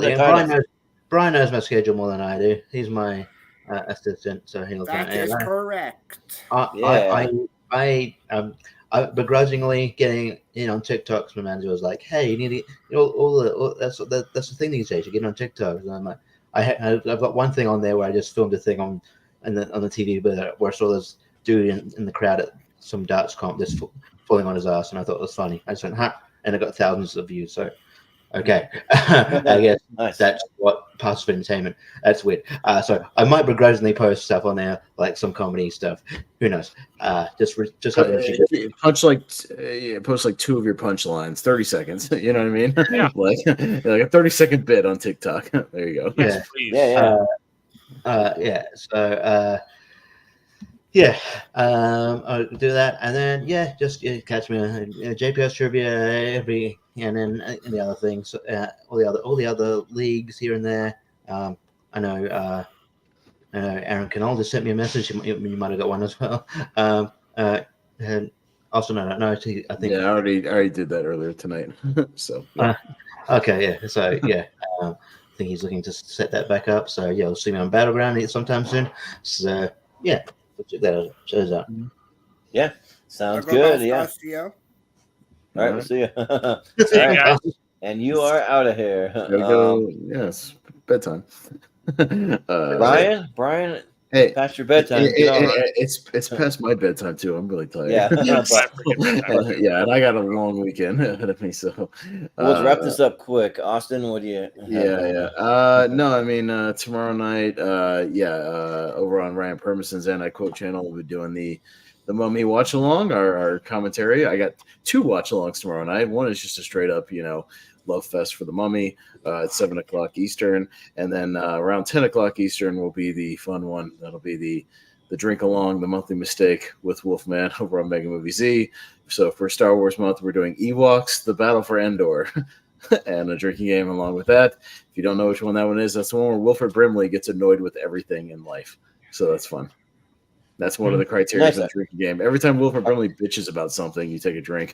That's his. Show it on the screen? We can't show that one because that one's actually copyrighted by Disney. So dang! I was gonna say I've actually never seen it. So no, we can't show that. The holiday special was iffy because it was in a gray area, so we tried it. But no, we can't show. That one's officially on Disney Plus. We can't do that. So yeah, and then Sunday podcast about movies. Me and Jacob Barber talking 1979 movies. You can check that out. And then I'll be on Rankum. Yeah, talking game shows. So there you go. Yeah. Yeah. So you can find us on all the social medias at Movie Hero 2121. You can find us on Jordan 83616. I post a lot on there.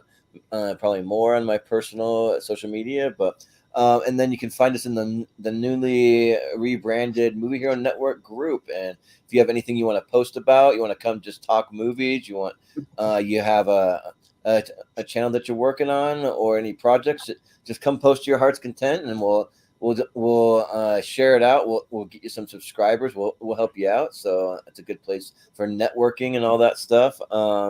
And yeah.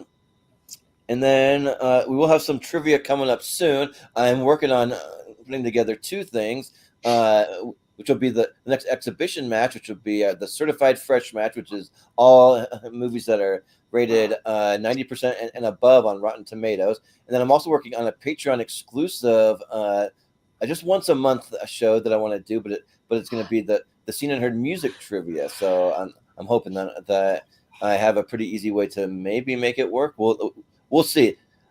That show all depends on how easy it is to do music on the through StreamYard or whatever platform we can do it on. So yeah, just stay tuned for those.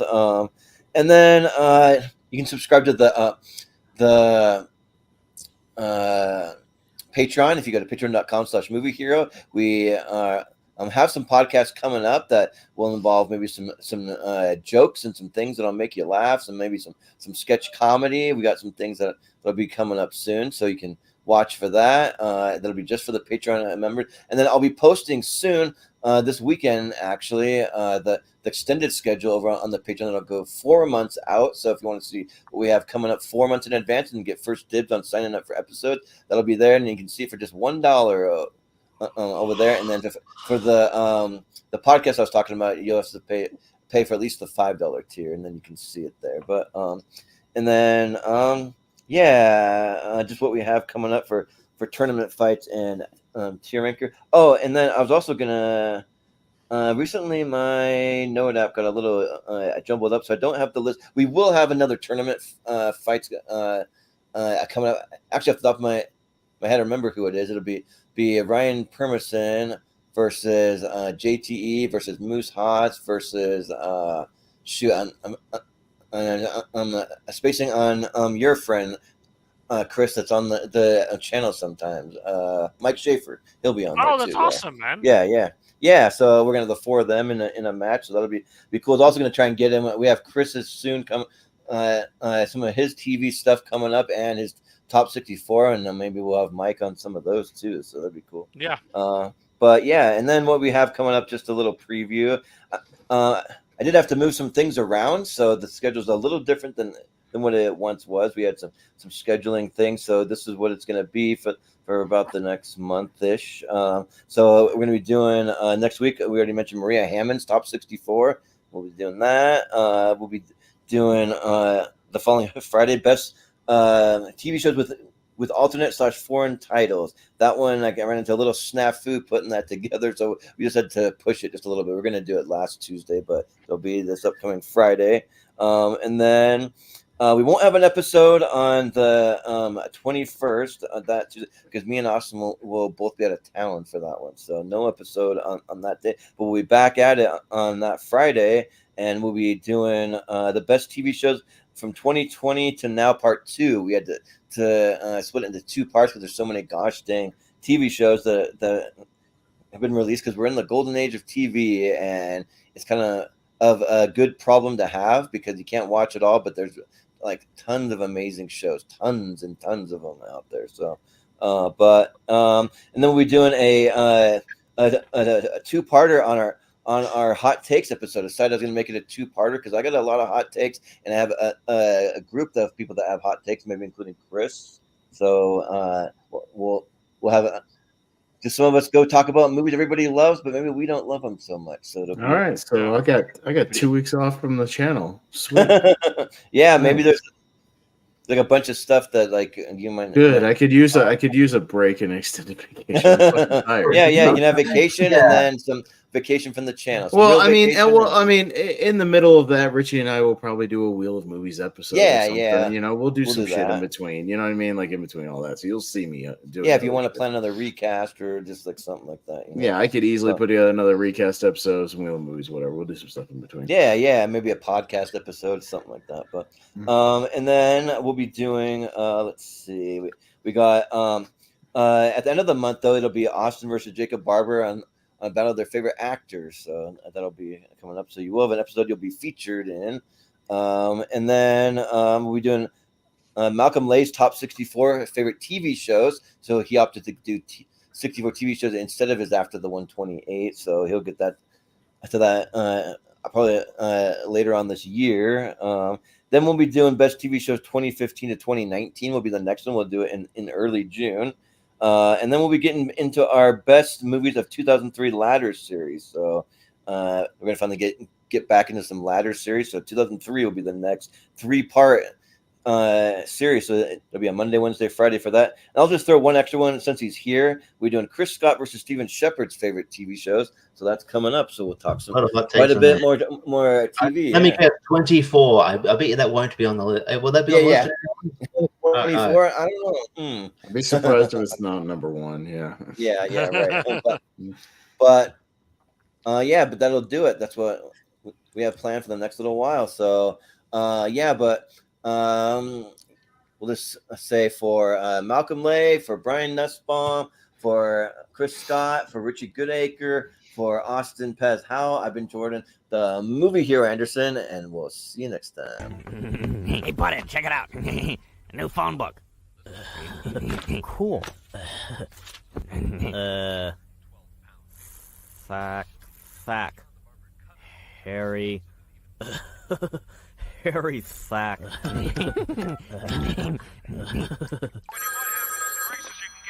Hello. This time, let's say something.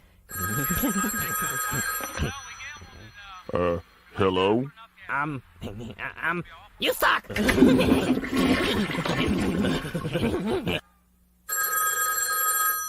Yeah.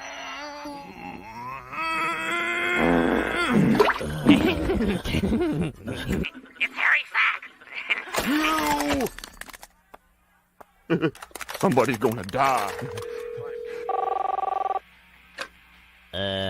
Hello? Just won yourself a free pizza. Cool. What's your address?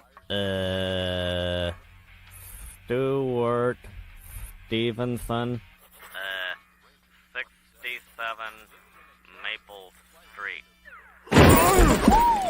You little worm! Was it you? I'm on the phone. Oh my God! It was you, wasn't it? No! Hey, this is between you and Stuart. Get in! I'm gonna stick your phone where you'll have an awful hard time dialing it. Hey, ow! Take it easy. Be careful. Hey, buddy. Let's call that Harry Sack dude again. Hello?